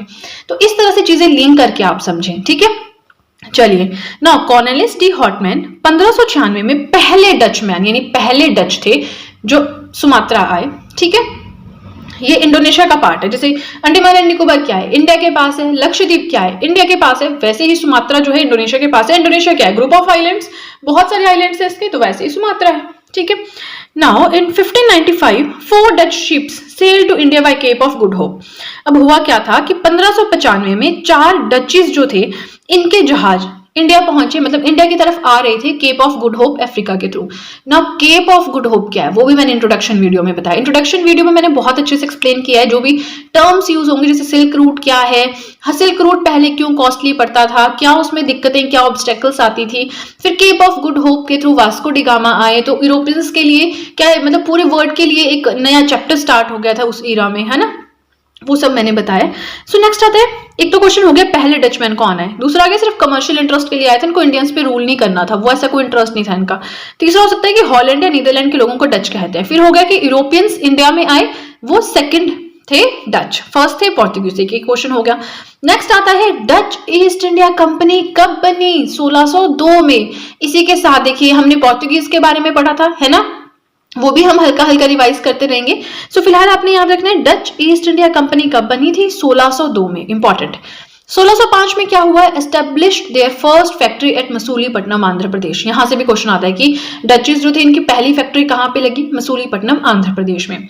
ना ध्यान से सुनिएगा, जो डच ईस्ट इंडिया कंपनी थी ना, ठीक है, इनको ग्रांट किया गया था 21 year charter by Dutch parliament empowering it to make war, conclude treaties, acquire territories etcetera. अब जो डचों की सरकार थी, जो डच पार्लियामेंट थी, उन्होंने डच ईस्ट इंडिया कंपनी को इतनी पावर दी थी कि अगले 21 साल तक वो यहाँ पर आकर लड़ाई भी कर सकते हैं, युद्ध भी कर सकते हैं, संधि भी कर सकते हैं, टेरिटरीज को भी यानी एरियाज को भी ऑक्यूपाई कर सकते हैं। डच ईस्ट इंडिया कंपनी का मतलब कि डचीज की एक ग्रुप है, ठीक है, लोगों का, जो बिजनेसमैन है उनका। ईस्ट इंडिया कंपनी जो ईस्ट इंडिया मतलब ईस्ट में, फार ईस्ट में, इंडिया में आके यहाँ पे सब कुछ संभालेंगे, तो वो हो गई ईस्ट इंडिया कंपनी। ठीक है, तो ये सब उनको पावर मिली थी। 21 साल का चार्टर जो है डच पार्लियामेंट ने उन्हें दिया था। नाउ अब आगे जी फैक्चुअल पॉइंट्स। ठीक है, काफी कहानी हमने सुन ली, बेसिक चीजें हमने पढ़ ली। तो पहला क्वेश्चन तो हो गया ईस्ट इंडिया कंपनी 1602, पहली factory 1605 Masulipatnam Andhra Pradesh. Their other factories. Question आता है कि हाँ, आपको 4 ऑप्शंस दिए हैं, इनमें से बताइए कि कौन सी डच की फैक्ट्री थी या फिर कौन सी डच के अंडर एरिया नहीं था। तो था या नहीं था, इसके लिए आपको ये पता होनी चाहिए, क्योंकि वैसे तो बहुत सारे आते हैं छोटे छोटे नाम, बट जो मेन होते हैं क्वेश्चन 6-7 उनमें से ही आता है। ठीक है, सो फैक्ट्रीज का आप देख सकते हैं, पुलिकट, चिंसूरा, कोचीन, बालासोर, सूरत, पटना, नागपट्टनम, करिका, मसूलीपट्टनम, याद रखना है। ठीक है, चलिए आगे चलते हैं। अब हम पढ़ते हैं कि उनका मेन इंटरेस्ट क्या था। तो वैसे मैंने आपको मेन इंटरेस्ट बताया, बट थोड़ा और डेप्थ में अभी हम यहाँ पे पढ़ेंगे। बट उससे पहले रिक्वेस्ट ये है कि वीडियो पसंद आए तो लाइक जरूर कीजिएगा। सो मेन इंटरेस्ट क्या था डचीज का, ये हम पढ़ रहे थे, ध्यान से सुनिएगा। To lay not in India but in Indonesian islands of Java, Sumatra and the spice islands where spices were produced. क्या मतलब है इस बात का, देखिए डचीज को इंडिया में वैसे खास इंटरेस्ट था भी नहीं, but go with the flow हो गया कि उन्होंने वहां पे फैक्ट्रीज एस्टेब्लिश की, सेटलमेंट्स एस्टेब्लिश किए, है ना। अदरवाइज उनका इंटरेस्ट था इंडोनेशियन आइलैंड्स में, तभी तो पहले डचमैन इंडोनेशिया आए। अब ऐसे थोड़ी वो गलती से चले थे और सुमात्रा इंडोनेशिया पहुंच गए, नहीं, उनका टारगेट था वहां पहुंचना, इसलिए वो पहुंचे। मैप्स के थ्रू आए होंगे, बेशक पुराना स्टाइल था मैपिंग का जो भी है ना, तो उनका इंडिया में वैसे खास इंटरेस्ट था भी नहीं। इंडोनेशियन आइलैंड्स जैसे जावा हो गया, सुमात्रा हो गया, स्पाइस आइलैंड्स जहां पे स्पाइसेस यानी मसाले प्रोड्यूस किए जाते थे, इन सब एरियाज में वो ज्यादा इंटरेस्टेड थे। ठीक है, अब हुआ क्या कि इंडिया में टफ कंपटीशन क्रिएट हो रहा था, क्योंकि ब्रिटिश ईस्ट इंडिया कंपनी भी थी, sold and set there base in Indonesia. अब टफ कंपटीशन हो गया, ब्रिटिशर्स भी हैं, पुर्तगाली भी हैं, अब काफी यूरोपियंस पहुंच रहे थे धीरे धीरे, है ना, तो कंपटीशन ज्यादा हो रहा था। डच जो है इतने, अगर हम बात करें तो इतने पावरफुल भी नहीं थे, पोर्तुगीज भी काफी पावरफुल थे, ब्रिटिशर्स भी थे, इनके कंपैरिजन में ये इतने नहीं थे। सो इन्होंने क्या किया, अपना जो भी बेस था वो सारा बेच दिया। ठीक है, तो उससे फिर इनका जो है वो एंड हो गया था यहाँ पे। अब नेक्स्ट चलते हैं। अब देखिए यहाँ से क्वेश्चन आएगा नहीं आपको, ऐसे इतना आ सकता है कि हाँ इनका इंटरेस्ट किसमें था, या फैक्ट्री से ज्यादा क्वेश्चन आता है, ये तो बेसिक चीजें समझने के लिए। नेक्स्ट क्वेश्चन जो आ सकता है वो है battle of Chinsura, battle of, मैंने शॉर्ट में लिख दिया बो करके, battle of Bidera and battle of Hooghly, एक ही चीज है तीनों। ये हुई थी 1759 में। किस किस के बीच में हुई थी? Between British east India company and Mir Zafar assisted by Dutch. अब आप बोलेंगे ब्रिटिश ईस्ट इंडिया कंपनी कहां से आ गई? तो देखिए आपका काम है, एक टेबल बनाइए, जब पांचों हम पढ़ लेंगे एक टेबल बनाइए। देखिए पोर्तुगीज कब आए, कब उनकी ईस्ट इंडिया कंपनी बनी, डच कब आए, कब इनकी ईस्ट इंडिया कंपनी बनी, ऐसे करके 5 आपको बनाने पड़ेंगे, फिर आपको सीक्वेंस समझ आएगा। ठीक है, क्योंकि ऐसा नहीं कि डच आए फिर वो रहे कई साल फिर ब्रिटिशर्स आए, ब्रिटिशर्स भी बीच में आ गए, सभी बीच में आ रहे हैं, घुसे जा रहे हैं, चल रहा है काम, इस तरह से हो रहा था। ठीक है, सो जब ये बैटल हुई तो ब्रिटिश ईस्ट इंडिया कंपनी जीत गई और मीर जफर जिनको असिस्ट किया था डचीज ने वो हार गए। Now became a threat to Portuguese. अब हुआ क्या कि थ्रेट पुर्तगालियों के लिए भी थ्रेट बन चुके थे, क्योंकि इन्होंने, कौन, डच, इन्होंने क्या किया, अब ये पॉइंट यहाँ पे खत्म हो गया है। ठीक है, इसमें और बहुत एक्सप्लेनेशन नहीं एक्सपेक्ट करने की, बैटल क्यों हुई, क्या हुआ, अदरवाइज आप खुद सोचिए डच इसके बारे में 5-6 पेजेस चल जाएंगे, इतना नहीं हमें पढ़ना है, हमें किसी सब्जेक्ट में मास्टरी नहीं करनी है, हमें जस्ट एग्जाम क्लियर करना है। हर एक चीज में मैं ये बोलती हूँ, क्योंकि पढ़ने बैठो, रॉक्स पढ़ने बैठो, वोल्केनोस पढ़ने बैठो, मन करता है पूरा अच्छे से पढ़ लें, पर पूरा आप कभी कंप्लीट कर ही नहीं पाओगे, क्योंकि गूगल पे इतनी इन्फॉर्मेशन है ना कि अगर आप वोल्केनोस पे लिखने बैठेंगे तो पूरी कॉपी आपकी वोल्केनोस की बन जाएगी। ठीक है, तो सिलेक्टिव पढ़ना है आपने, ये चीज समझनी है। ओके, चलिए नेक्स्ट पॉइंट है, became a threat to Portuguese, captured Nagapattinam and Chennai from Portuguese. पुर्तगालियों के लिए भी एक प्रॉब्लम बन गए थे। क्यों? क्योंकि नागपट्टनम और चेन्नई को इन्होंने पुर्तगालियों से कैप्चर कर लिया था। ठीक है, अब उनका एरिया कैप्चर कर लिया मतलब उनके लिए तो खतरा हो गए, है ना। तो बस ऐसे छोटे छोटे क्वेश्चंस हैं कि उन्होंने कौन सा एरिया पुर्तगालियों से कैप्चर किया, कौन सबसे पहले आए, तो बस कहीं से भी क्वेश्चन आ सकता है। जितना मैंने लिखा है आप इतना भी पढ़ लें, ये भी आई बिलीव बहुत ज्यादा हो जाएगा। बाकी अपना जो एग्जाम आप फोकस कर रहे हैं उसके प्रीवियस ईयर क्वेश्चन पेपर्स देखिए, उस हिसाब से आइडिया लग जाएगा। ठीक है, तो फर्स्ट पेज हो गया कंप्लीट। काफी सारे पॉइंट्स मैंने यहाँ पे कवर किए, तो बस अगर आपने वीडियो के साथ में भी नोट्स बना लिए ना तो आपके काफी बढ़िया नोट्स बन जाएंगे मॉडर्न हिस्ट्री के। क्योंकि अभी नॉर्मली मैं फोन से नोट्स बनाती थी जैसे डिफरेंट वेबसाइट से, बट इस बार जो मेरे पास कुछ बुक्स हैं जैसे स्पेक्ट्रम है, पूरी तो मैं स्पेक्ट्रम नहीं फॉलो कर रही हूँ बट मोटे मोटे पॉइंट्स वहां से उठा रही हूँ, और कुछ टाइम बाद यस मैं स्पेक्ट्रम के भी नोट्स आपको बना के दूंगी। ठीक है, चैप्टर बाय चैप्टर, वो तो बिल्कुल शॉर्ट नोट्स होंगे, है ना, ताकि at the end of reading पूरी बुक, है ना, you can go through those notes. तो ऐसा कुछ हम करेंगे, बट फिलहाल मैं स्पेक्ट्रम एग्जैक्टली फॉलो नहीं कर रही हूँ, बस थोड़ा बहुत टॉपिक्स वहां से उठा लिया है ना, जो मेन पॉइंट्स लगे वो उठा लिया, बाकी कहानी नहीं, क्योंकि स्पेक्ट्रम में कहानी ज्यादा है, फैक्ट्स कम है। ठीक है, चलिए थोड़ी ज्यादा बातें हो गई, अब ज्यादा टाइम ना वेस्ट करते हुए सीधे चलते हैं अपने नेक्स्ट पेज की तरफ। दे मेनली डेल्ट इन, अब वो मेनली डील करते थे किसमें, Indigo, textiles, silk, opium, rice. ठीक है, नाउ एंग्लो डच राइवलरी, अब हमने ये तो पढ़ा कि पोर्तुगीज यानी पुर्तगालियों के लिए डच दुश्मन बन चुके थे, अब यहाँ पे राइवल बन चुके थे अंग्रेज और डच दोनों। कैसे? नाउ जिस टाइम पे इनका बढ़िया काम चल रहा था, इंग्लिश आए, उनका भी जो है राइज होना स्टार्ट हुआ, and it posed a serious challenge to the commercial interest of the Dutch. अब देखिए आपने कोई दुकान खोली है ना, आप वहां पे बेचते हैं, फॉर एग्जाम्पल कपड़े बेचते हैं, तो आपके साथ में कोई पड़ोसी है, उसने भी साथ में जो है कपड़ों की दुकान खोल दी, अब आपको कंपटीशन हो गया ना, अब कोई कस्टमर आएगा वहां पे तो वो आपकी शॉप में भी आ सकता है, वहां भी जा सकता है, तो 50-50% चांसेस हो गए, है ना। तो वही चीज यहाँ पे हुई कि अब डच बढ़िया काम कर रहे थे, पैसा कमा रहे थे, व्यापार हो रहा था, इंडिया में इनको इंटरेस्ट था नहीं, यहाँ के लोगों पे रूल करने में इंटरेस्ट नहीं था, सिर्फ व्यापार में इंटरेस्ट था, लेकिन ब्रिटिशर्स आए और इनके जो कमर्शियल इंटरेस्ट थे उनकी धज्जियां उड़गी, है ना। सो इंडोनेशिया वॉर, मतलब इंडोनेशिया के पीछे हुई है वॉर।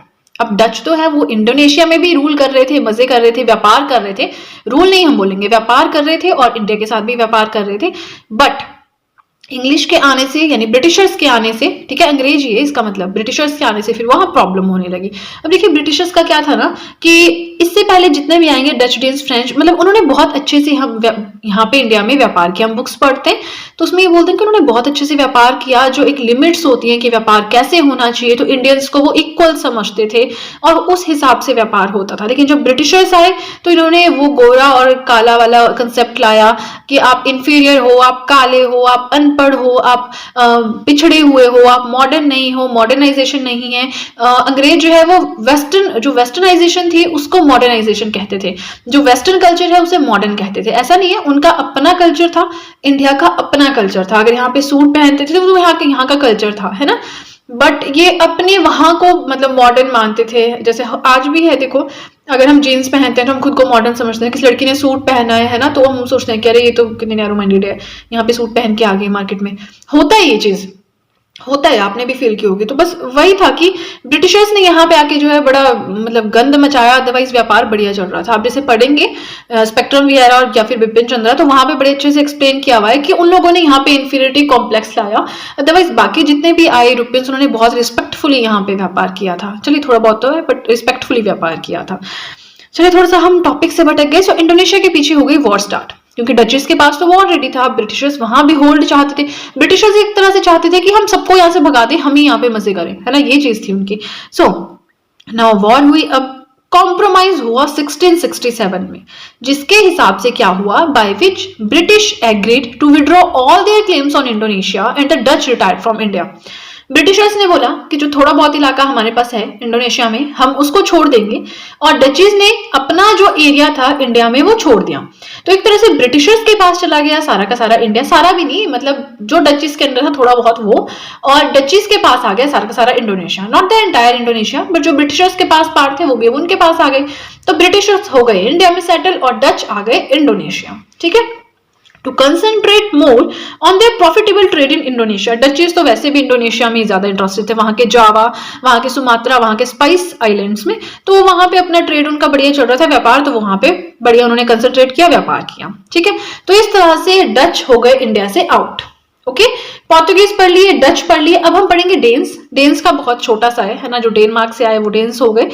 आपका काम है कि देखिए नीदरलैंड्स की कैपिटल क्या है, एम्स्टर्डम, कहाँ पे लोकेटेड है, देखिए वहां पे। अब आज हम द एडवेंट ऑफ यूरोपियंस के अंडर जो पढ़ेंगे वो है द फ्रेंच, यानी फ्रांसीसी जो इंडिया में आए थे, उन्होंने यहाँ पे व्यापार किया, कहाँ पे अपनी फर्स्ट फैक्ट्री रखी, कौन सा उनका मेन हेडक्वार्टर था, वो सब हमें पढ़ना है, इंपॉर्टेंट गवर्नर एंड ऑल, ठीक है। तो आप बस नोट्स बनाए वीडियो के साथ, पेपर पेन निकालिए, नोट्स मेकिंग पे फोकस करें, आपका काफी ज्यादा कंटेंट यहाँ पे कवर हो जाएगा। सो देखिए, हमने इससे पहले the Portuguese, the Dutch, the Danes, ये 3 चीजें पढ़ ली हैं। अभी हम फ्रेंच पढ़ रहे हैं, फिर ब्रिटिशर्स के बारे में हम नेक्स्ट वीडियो में पढ़ेंगे कि वो हल्का सा लंबा हो सकता है ना। सो ये सब छोटे छोटे थे, ये हमने पहले पढ़ लिए। ना देखिए, सबसे पहले आपको, अगर आपने प्रीवियस वीडियोस नहीं देखी हैं या फिर आपने एडवेंट ऑफ यूरोपियंस की इंट्रोडक्शन वीडियो नहीं देखी है, तो आपसे रिक्वेस्ट है कि वो चीज जरूर देखें, अदरवाइज आपको थोड़ा सा प्रॉब्लम हो सकती है समझने में, है ना। सो हमें पढ़ना है फ्रांसीसियों के बारे में, राइट। सो फ्रेंच माने जो फ्रांस से आए इंडिया में, यहाँ पे उन्होंने व्यापार किया, उन्हें हम कहते हैं फ्रेंच। जैसे इंडियंस हो गए, इंडिया के लोगों को इंडियंस कहते हैं, चाइना के लोगों को चाइनीज कहते हैं, वैसे ही फ्रांस के लोगों को फ्रेंच कहते हैं। जब वो इंडिया में आए, उन्होंने यहाँ पे व्यापार किया, जो भी किया, तो हम कहते हैं कि फ्रेंच इंडिया आए थे, ठीक है। Now these were the last Europeans to come to India with the purpose of trade. व्यापार के इरादे से इंडिया आने वाले लास्ट यूरोपियंस थे। तो सीक्वेंस में आपको बताऊंगी, ठीक है, जो हम पढ़ेंगे आगे, एक ब्रिटिशर्स हम पढ़ेंगे, ब्रिटिशर्स के बाद एक और वीडियो आएगी जिसमें मैं आपको बताऊंगी कि किस तरह से वो सीक्वेंस में आए, या फिर ब्रिटिशर्स वाले में ही हम कवर अप कर लेंगे सारी चीजें, एक सीक्वेंस में आपको बताऊंगी, ठीक है, कि सबसे पहले पोर्तुगीज आए, फिर सेकंड नंबर पे डच आए, फिर लास्ट नंबर पे फ्रेंच आए, इस तरह से, ठीक है। याद रखना है लास्ट यूरोपियंस थे, क्योंकि सीक्वेंस में आते हैं ये डच, फ्रेंच, ये सारे आपको सिंक्रोनाइज करने को, मतलब एक सीक्वेंस में लगाने को। नेक्स्ट आता है लुइस 14 के टाइम में उनके फेमस मिनिस्टर थे कॉलबर्ट, ठीक है। He laid the foundation of French East India Company. Louis 14 के टाइम में उनके जो फेमस मिनिस्टर थे कॉलबर्ट, उन्होंने क्या किया, उन्होंने फ्रेंच ईस्ट इंडिया कंपनी बनाई 1664 में। अब देखिए, जो फ्रेंच ईस्ट इंडिया कंपनी है और जो ब्रिटिशर्स की कंपनी थी, या फिर कह लीजिए जो इंग्लिश ईस्ट इंडिया कंपनी थी, उन दोनों में डिफरेंस क्या था। डिफरेंस देखिए, ये बहुत इंपॉर्टेंट पॉइंट है, इसका मैं आपको डिफरेंस भी कराऊंगी नेक्स्ट वीडियो में। So created, financed and controlled by the state. जो फ्रांसीसियों की थी ईस्ट इंडिया कंपनी, इसका क्रिएशन, इसको जहां से पैसा आएगा, इसकी जो कंट्रोलिंग पावर है सरकार के पास थी।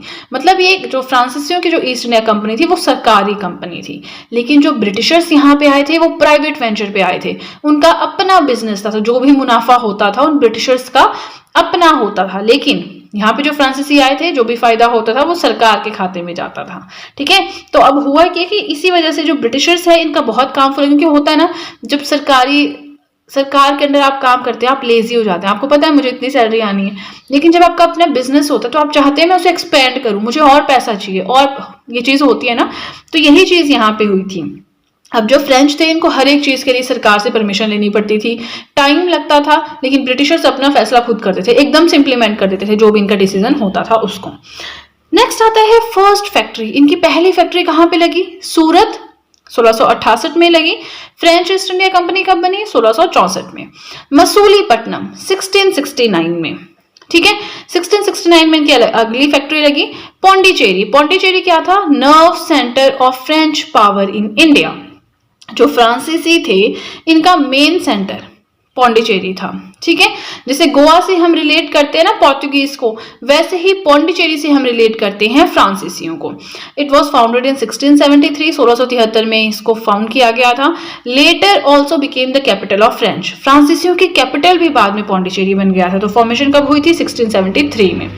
नेक्स्ट आता है, हमने 2 फैक्ट्रीज पढ़ी फ्रांसीसियों की, एक सूरत में, एक मसूलीपट्टनम में। नेक्स्ट आता है that they also devolved a factory at Chandernagore, Calcutta. Kolkata में भी चंद्रनागौर में इनकी एक फैक्ट्री थी। क्वेश्चन आ जाता है कि चार ऑप्शंस होंगे, तो इनमें से फ्रांसीसियों की फैक्ट्री कहाँ पे नहीं थी या कहाँ पे थी, तो उसके लिए कहाँ थी ये तो आपको पता होना बहुत ज्यादा जरूरी है ना। नेक्स्ट आता है डुप्लेक्स। डुप्लेक्स कौन थे? जैसे हमने पोर्तुगीज के बारे में पढ़ा, नीनो डा कुन्हा, अल्बरकर्क पढ़ा है ना, एल्मीडा पढ़ा, तो वैसे ही डुप्लेक्स जो हैं greatest of all the French governor generals. जितने भी फ्रेंच गवर्नर जनरल्स थे उन सब में ग्रेटेस्ट थे duplex. He was the first European to interfere in the internal politics of the Indian rulers. अब ध्यान से सुनिएगा, ये पहले यूरोपियन थे जिन्होंने क्या किया, जो भारतीय शासक थे उनके बीच में जो भी मतभेद होते थे अपने अंडर, जैसे 2 रूलर्स हैं साथ में है, एक इस क्षेत्र में रूल करता है, एक इस क्षेत्र में रूल करता है, तो दोनों के बीच में कोई डिस्प्यूट्स होंगे, डुप्लेक्स ने उसमें आके वहां पे इंटरफेयर करना और अपना फायदा उठाना। तो ऐसा पहला यूरोपियन जिसने इंटरफेयर किया in the internal politics of Indian rulers वो थे डुप्लेक्स, ठीक है। अब देखिए यहाँ पे आप एक चीज नोटिस कर रहे होंगे कि हमने वॉर्स के बारे में बात नहीं की। फ्रांसीसियों और अंग्रेजों के बीच में वॉर हुई थी, कार्नेटिक वॉर्स उनको बोलते हैं, आपने सुना भी होगा, अगर आप अभी प्रिपरेशन कर रहे हैं आपको नहीं पता होगी ये चीज। कार्नेटिक वॉर्स आती है फर्स्ट, सेकंड, थर्ड, तो उनको ना हम अलग से पढ़ेंगे, क्योंकि अगर वॉर्स को भी आप यहाँ पे घुसा दोगे तो फिर बहुत कॉम्प्लिकेटेड हो जाएगा आपके लिए। फिलहाल हम आगे चलते रहेंगे, सारे इंपॉर्टेंट टॉपिक्स करते रहेंगे, बीच में फिर एक टॉपिक लाऊंगी मैं वॉर्स का, क्योंकि बिलीव में बहुत ज्यादा बोरिंग टॉपिक है वो, और बहुत डिटेल में हम नहीं करेंगे। हम एक टेबल बनाएंगे, कितनी वॉर्स हुई? 3 हुई, किस किस के बीच में हुई, एक साइड वो लिखेंगे, कौन जीता ये लिखेंगे, कौन से साल में हुई, किस ट्रीटी से एंड हुई और कोई रिजल्ट फेमस, इस तरह से टेबल की फॉर्म में पढ़ेंगे, ठीक है। नाउ तो वॉर्स को आप छोड़ दीजिए, वॉर्स में आपको बाद में पढ़ाऊंगी। नेक्स्ट आता है later on suffered from naval weakness compared to the British supremacy over the seas. अब इस टाइम पे ब्रिटिशर्स भी काफी फल फूल रहे थे, काफी उनका राइज हो रहा था। तो अब जो फ्रांसीसी थे ये इतने नेवी की फॉर्म में सुपीरियर नहीं थे, इनकी नेवल वीकनेस थी जिसकी वजह से इनको ब्रिटिशर्स से फिर मुंह की खानी पड़ी, ये हार गए थे ना। This ruined all their achievements. तो इन्होंने काफी कुछ अचीव किया, लेकिन शिपिंग वगैरह में ज्यादा एक्सपर्ट नहीं थे, नेवी में नेवल वीकनेस थी, नेवी पे ज्यादा कमांड नहीं थी, सीज में ज्यादा कमांड नहीं थी, जिसकी वजह से इनकी जितनी भी अचीवमेंट्स थी वो सारी खत्म हो गई, ठीक है। अब देखिए फ्रांसीसियों के बारे में इतना ही था। नेक्स्ट आता है इनकी वॉर्स के बारे में, बट वॉर्स हम थोड़ा टाइम 2-4 टॉपिक्स के बाद पढ़ेंगे, अदरवाइज क्योंकि बहुत बोरिंग टॉपिक है, उसमें से क्वेश्चंस आते भी नहीं है ना, तो उसको हम आराम से पढ़ेंगे। तब तक हम थोड़े इंपॉर्टेंट पॉइंट्स पहले कवर कर लेंगे, फिर हमें जब लगेगा कि थोड़ा हो गया है फिर हम बीच में वॉर्स का पढ़ लेंगे, ठीक है। तो चलिए फ्रेंड्स, आज के लिए इतना ही। आई होप आपको वीडियो अच्छी लगी हो, और अगर आपको वीडियो अच्छी लगी है तब तो आपको बहुत ही ज्यादा अच्छे से पता है कि क्या करना है। जल्दी से कर दीजिए चैनल को सब्सक्राइब, बेल आइकन को कीजिए प्रेस, सो दैट मैं जैसे कोई वीडियो अपलोड करूं सबसे पहले नोटिफिकेशन आपके पास पहुंचे। प्लस जो भी आपके फ्रेंड्स हैं जो भी गवर्नमेंट एग्जामिनेशंस के लिए प्रिपेयर कर रहे हैं उनके साथ भी मेरे चैनल का लिंक जरूर शेयर करें, so that in handwritten notes का उन्हें भी कुछ फायदा हो सके। तो चलिए फ्रेंड्स, आज के लिए इतना ही। अब हम मिलेंगे नेक्स्ट वीडियो में, जिसमें हम पढ़ेंगे ब्रिटिशर्स के बारे में, फ्रांसीसी और ब्रिटिशर्स में क्या डिफरेंस था एक चीज वो पढ़ेंगे, और सीक्वेंस पढ़ेंगे हम सारे जो हम पढ़ते हैं एडवेंट ऑफ यूरोपियंस इनका, ठीक है। आज हम पढ़ेंगे द एडवेंट ऑफ यूरोपियंस में द इंग्लिश और यू कैन से ब्रिटिशर्स के बारे में। तो देखिए इससे पहले हमने पोर्टुगीज, डच, डेन्स, फ्रेंच ये चारों कवर कर लिए हैं। आज हम ब्रिटिशर्स के बारे में पढ़ेंगे। उसके बाद एक वीडियो में मैं आपको हल्की सी समरी दूंगी कि क्रोनोलॉजिकल ऑर्डर क्या था, सबकी पहली फैक्ट्री कहाँ पे थी, इस तरह से कुछ पॉइंट्स हम पढ़ेंगे। ईस्ट इंडिया कंपनी सबकी कब कब बनी, ठीक है। तो आज बस हमें फोकस करना है ब्रिटिशर्स के ऊपर। हल्का सा वीडियो लंबा हो सकता है बट थोड़ा सा पेशेंस जरूर बना के रखें, पेपर पेन उठाएं, वीडियो के साथ में नोट्स बनाएं, बहुत ही ज्यादा बेनिफिशियल प्रूव होंगे आपके लिए। नाउ हम पढ़ रहे हैं द एडवेंट ऑफ यूरोपियंस, यानी यूरोपियंस जो इंडिया में आए, जिन्होंने यहाँ पे व्यापार किया, कुछ ने यहाँ पे अपना साम्राज्य भी स्थापित किया, तो बस उन्हीं सब के बारे में हमें पढ़ना है। आज हमारा फोकस है ब्रिटिशर्स के ऊपर, राइट। सो ब्रिटिशर्स क्यों आए यहाँ पे, क्या जरूरत पड़ी उनको यहाँ पे आने की। So Portuguese high profit east which made the merchants of England impatient to participate in such profitable trade. यहाँ मैंने थोड़ा सा शॉर्ट में लिखा है बट मैं आपको समझाती हूँ कि इस लाइन का मतलब क्या है, वैसे आपको आइडिया से लग गया होगा। जो पुर्तगाली थे, हमने पढ़ा वास्को डी गामा 1498 17 मई को इंडिया आए। जब वो यहाँ पे आए तो ज़ैमरिन यहाँ के हिंदू रूलर थे, वो सब हमने कहानी पढ़ ली है। सो जब पुर्तगाली यहाँ पे आए ईस्ट में, यानी फार ईस्ट कहते थे, जो ये वाला अगर आप मैप देखेंगे तो ईस्टर्न वाला पार्ट आता है ये, ठीक है। तो यहाँ पे आके पुर्तगालियों को बहुत ज्यादा फायदा हो रहा था, बहुत ज्यादा मुनाफा वो कमा रहे थे, जिसकी वजह से इंग्लैंड के जो व्यापारी थे, इंग्लैंड के जो मर्चेंट्स थे, वो इम्पेशेंट हो गए। उन्हें लगा कि उन्हें भी ईस्ट में आके व्यापार करना चाहिए, जिससे उनको भी बहुत ज्यादा प्रॉफिट होगा। तो बस ये व्यापार करना, पैसा कमाना, मुनाफा कमाना, प्रॉफिट कमाना, यही रीजन था ब्रिटिशर्स का यहाँ पे आने का। लेकिन बाद में फिर रीजंस चेंज हुए, उनकी प्रायोरिटीज चेंज हुई, वो चीज अलग थी, ठीक है। नेक्स्ट हम पढ़ते हैं the Dutch east India company formed. Let me correct this thing, यहां पे आएगा ब्रिटिशर्स की ईस्ट इंडिया कंपनी, ठीक है, आप इसे करेक्ट कीजिएगा। The Britishers East India company कब बनी, 1599 में, ठीक है। अब ध्यान दीजिए कि पोर्टुगीज जो सबसे पहले आए थे, पुर्तगाली कब आए थे, 1498 में। तो 101 साल के बाद तो इनकी ईस्ट इंडिया कंपनी बनी। तो 101 साल तक पुर्तगालियों ने यहाँ पे अच्छा रूल किया। बाकी भी आए, डच आए, डेन्स आए, फ्रेंच, जो भी चलते रहे, बट किसी ने भी इतनी हिम्मत नहीं की कि वो यहाँ पे अपना साम्राज्य स्थापित करे या यहाँ के लोगों को इंफीरियर फील करवाएं या फिर कहे कि हम सुपीरियर हैं, हम वाइट हैं, हम ज्यादा अच्छे हैं, हमारा कल्चर ज्यादा अच्छा है। किसी ने इतनी हिम्मत नहीं की। लेकिन ब्रिटिशर्स आए, इन्होंने पूरी काया पलट कर दी, है ना। तो अब एक क्वेश्चन ये आता है कि ब्रिटिशर्स ईस्ट इंडिया कंपनी कब बनी, 1599 में। देखिए जो मैं आपको समरी वाला पार्ट बताऊंगी ना, उसमें मैं आपको क्रोनोलॉजिकल ऑर्डर बताऊंगी कि सबसे पहले कौन आया, फिर हम पढ़ेंगे कि जो पांचों है ब्रिटिशर्स, डच, डेन्स वगैरह जो भी हैं, इनकी पहली फैक्ट्री कहाँ पे लगी, ठीक है। उसके बाद हम ईस्ट इंडिया कंपनीज के बारे में पढ़ेंगे कि डेनिश ईस्ट इंडिया कंपनी कब बनी, ब्रिटिशर्स की कब बनी, पुर्तगालियों की कब बनी, ठीक है। तो इस तरह से ये 3 टॉपिक्स हम कवर करेंगे, वहां से क्वेश्चंस भी आते हैं, ठीक है। वैसे ये टॉपिक थोड़े ऐसे हैं कि क्वेश्चन आ गया तो आ गया, अदरवाइज कोई गारंटी नहीं कि इस टॉपिक से क्वेश्चन आएगा एडवेंट ऑफ यूरोपियन से, ठीक है। नाउ जो ब्रिटिशर्स की ईस्ट इंडिया कंपनी थी वो बनी 1599 में, formed by a group of merchants called merchant adventurers. बहुत सारे व्यापारी थे, उन्होंने मिलकर जो है ईस्ट इंडिया कंपनी बनाई। ये जो व्यापारी है, इन्हें मर्चेंट एडवेंचरर्स भी कहते थे, ठीक है। Now, given a royal charter by Queen Elizabeth in 1600 to trade in the East. अब देखिए हुआ क्या है कि जो वहां की क्वीन थी, आपको पता है उस साइड क्वीन वाला ज्यादा सिस्टम है ना, अभी भी वही है। तो क्वीन एलिजाबेथ जो थी, उन्होंने एक चार्टर रिलीज किया कि हाँ अब आप जाइए, आप फार ईस्ट में जाकर ट्रेड कर सकते हैं, ठीक है। अब हम इसके बाद ये भी पढ़ेंगे कि ब्रिटिशर्स जो है वो बहुत ज्यादा सक्सेसफुल रहे इंडिया में व्यापार करने में। लेकिन फ्रेंच जो थे, फ्रेंच नहीं इतने ज्यादा सक्सेसफुल हो पाए। तो क्या रीजंस थे, है ना, तो वो डिफरेंस भी हम इस वीडियो के एंड में पढ़ेंगे। तो आप बस पेशेंस बनाएं, नोट्स वीडियो के साथ में बनाते रहे, काफी नई नई चीजें आपको जानने को मिलेंगी, ठीक है। सो नेक्स्ट पॉइंट आता है Captain William Hawkins. Captain William Hawkins 1608 से 1611 तक इंडिया में रहे, ठीक है। He commanded the Hector, the first British trading ship to land at Surat. Hector एक शिप था, ठीक है, जहाज है जो भी है ना, तो उसके थ्रू वो यहाँ पे आए थे। पहला ब्रिटिश ट्रेडिंग शिप, मतलब ब्रिटिशर्स का ऐसा शिप जो व्यापार की सोच से यहाँ पे आया, सूरत में आया, वो था हेक्टर, ठीक है। अब जो कैप्टन विलियम हॉकिंस थे 1608 से 1611, he stayed in Jahangir's court but failed to get the king's permission to open a factory at Surat. Jahangir के कोर्ट में रहे, वहां पे इन्होंने कोशिश की जहांगीर से परमिशन ली जाए कि मैं अपनी फैक्ट्री खोलना चाहता हूँ, ब्रिटिशर्स अपनी फैक्ट्री खोलना चाहते हैं सूरत में तो हमें परमिशन दें, लेकिन वो ये चीज करने में सफल नहीं रहे, वो फेल हो गए। Now who succeeded in this effort? अब इनका काम नहीं हुआ तो बेचारे भटकते रहे, वापस चले गए होंगे। उसके बाद आता है नाम कैप्टन मिडलटन का। कैप्टन मिडलटन ने ऐसी बातें फुसलाई कि वो सक्सीड हो गए फैक्ट्री खोलने के लिए सूरत में। ठीक है, ये आता है कि पहले कौन थे? Captain William Hawkins. सक्सेसफुल कौन रहे? Captain Middleton. तो इस तरह के क्वेश्चंस आते हैं। ठीक है, आगे चलते हैं। अब हम पढ़ेंगे later imperial farman to set up a permanent factory at Surat. बाद में इनको इंपीरियल फरमान जो है वो दिया गया कि हाँ आप सूरत में परमानेंट फैक्ट्री खोल लें। तो इस चीज में इंपॉर्टेंट रोल किसका रहा? सर थॉमस रो का। पहले फेल हो गए, जो दूसरे आए उन्होंने एटलीस्ट फैक्ट्री की परमिशन ले ली, और जो तीसरे आए उन्होंने परमानेंट फैक्ट्री बनवा दी सूरत में, परमानेंट फैक्ट्री। ठीक है, अब हम पढ़ेंगे जरा वन लाइनर क्वेश्चंस जो आते हैं एग्जाम में। ये तो हमने थोड़ी कहानी सुनी है ना, हमें वन लाइनर क्वेश्चंस पे भी चलना है।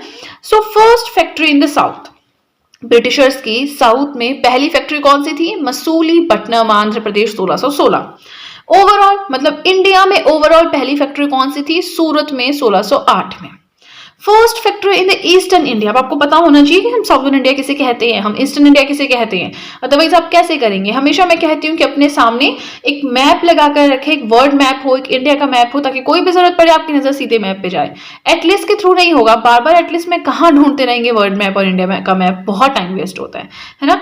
तो इसलिए कहती हूँ कि एक मैप जरूर लगाएं इंडिया का और एक वर्ड का। ठीक है, सो साउथ में पहली फैक्ट्री थी मसूलीपट्टनम, आंध्र प्रदेश, 1616। ओवरऑल इंडिया में थी सूरत, 1608।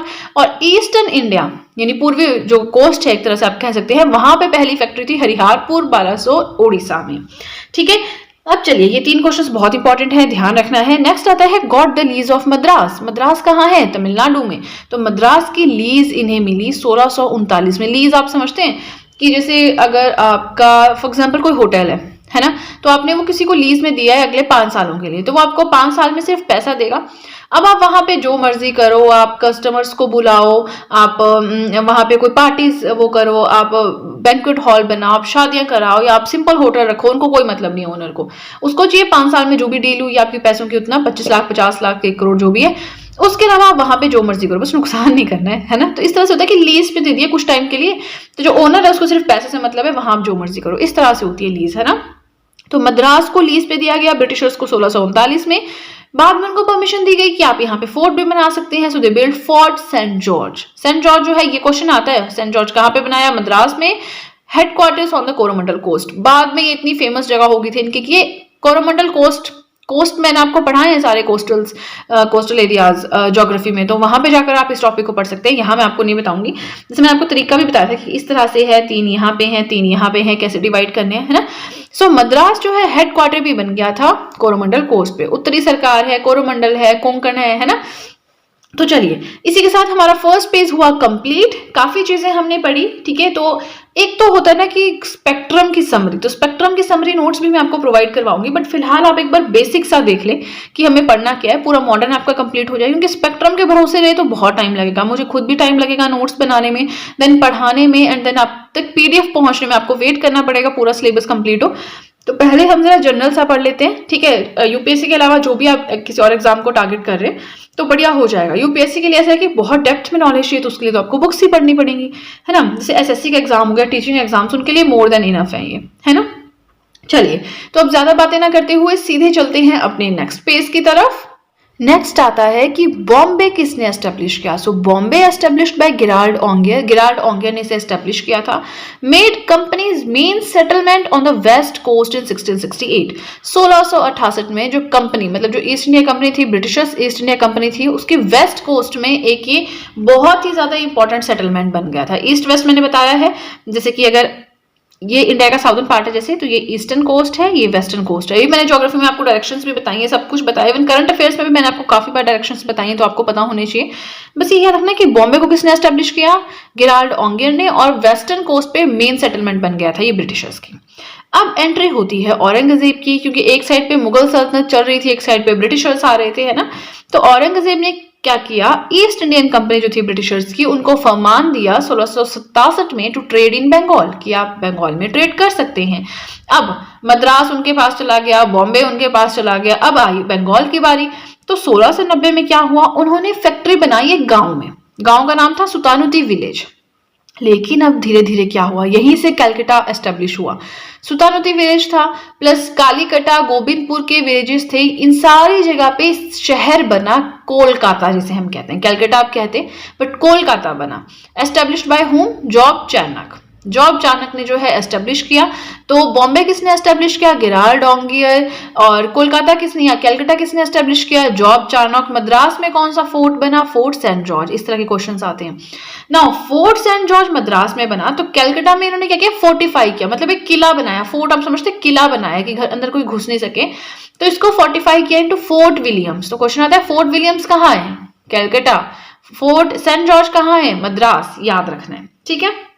चलिए आगे चलते हैं। अब हम आगे 1717 में पहुंच गए, 1717 में पहुंच गए। John Surman, he obtained farman from Mughal emperor Farrukhsiyar. ये फारूकसियर का मानते हैं कि सबसे गलत फरमान था इनका, इनके वजह से बहुत सारी पावर्स जो है वो डायरेक्टली ब्रिटिशर्स के पास चली गई, फिर उनको किसी राजा से परमिशन नहीं लेनी पड़ती थी, सब कुछ मतलब वो खुद एक तरह से डॉन बन गए, बढ़िया है ना, सारा बिजनेस उन्होंने खुद चलाया। अब उनको किसी इंडियन से, किसी भी ब्रिटिशर को किसी भी इंडियन रूलर से किसी कोई परमिशन लेने की जरूरत नहीं रही थी एक तरह से।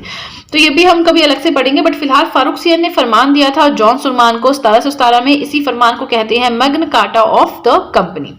इसके अंदर क्या हुआ, gave number of concessions to the company. Company को इतने कंसेशंस मिल गए कि वही बात है, उनको किसी से परमिशन की जरूरत ही नहीं पड़ी थी, ठीक है।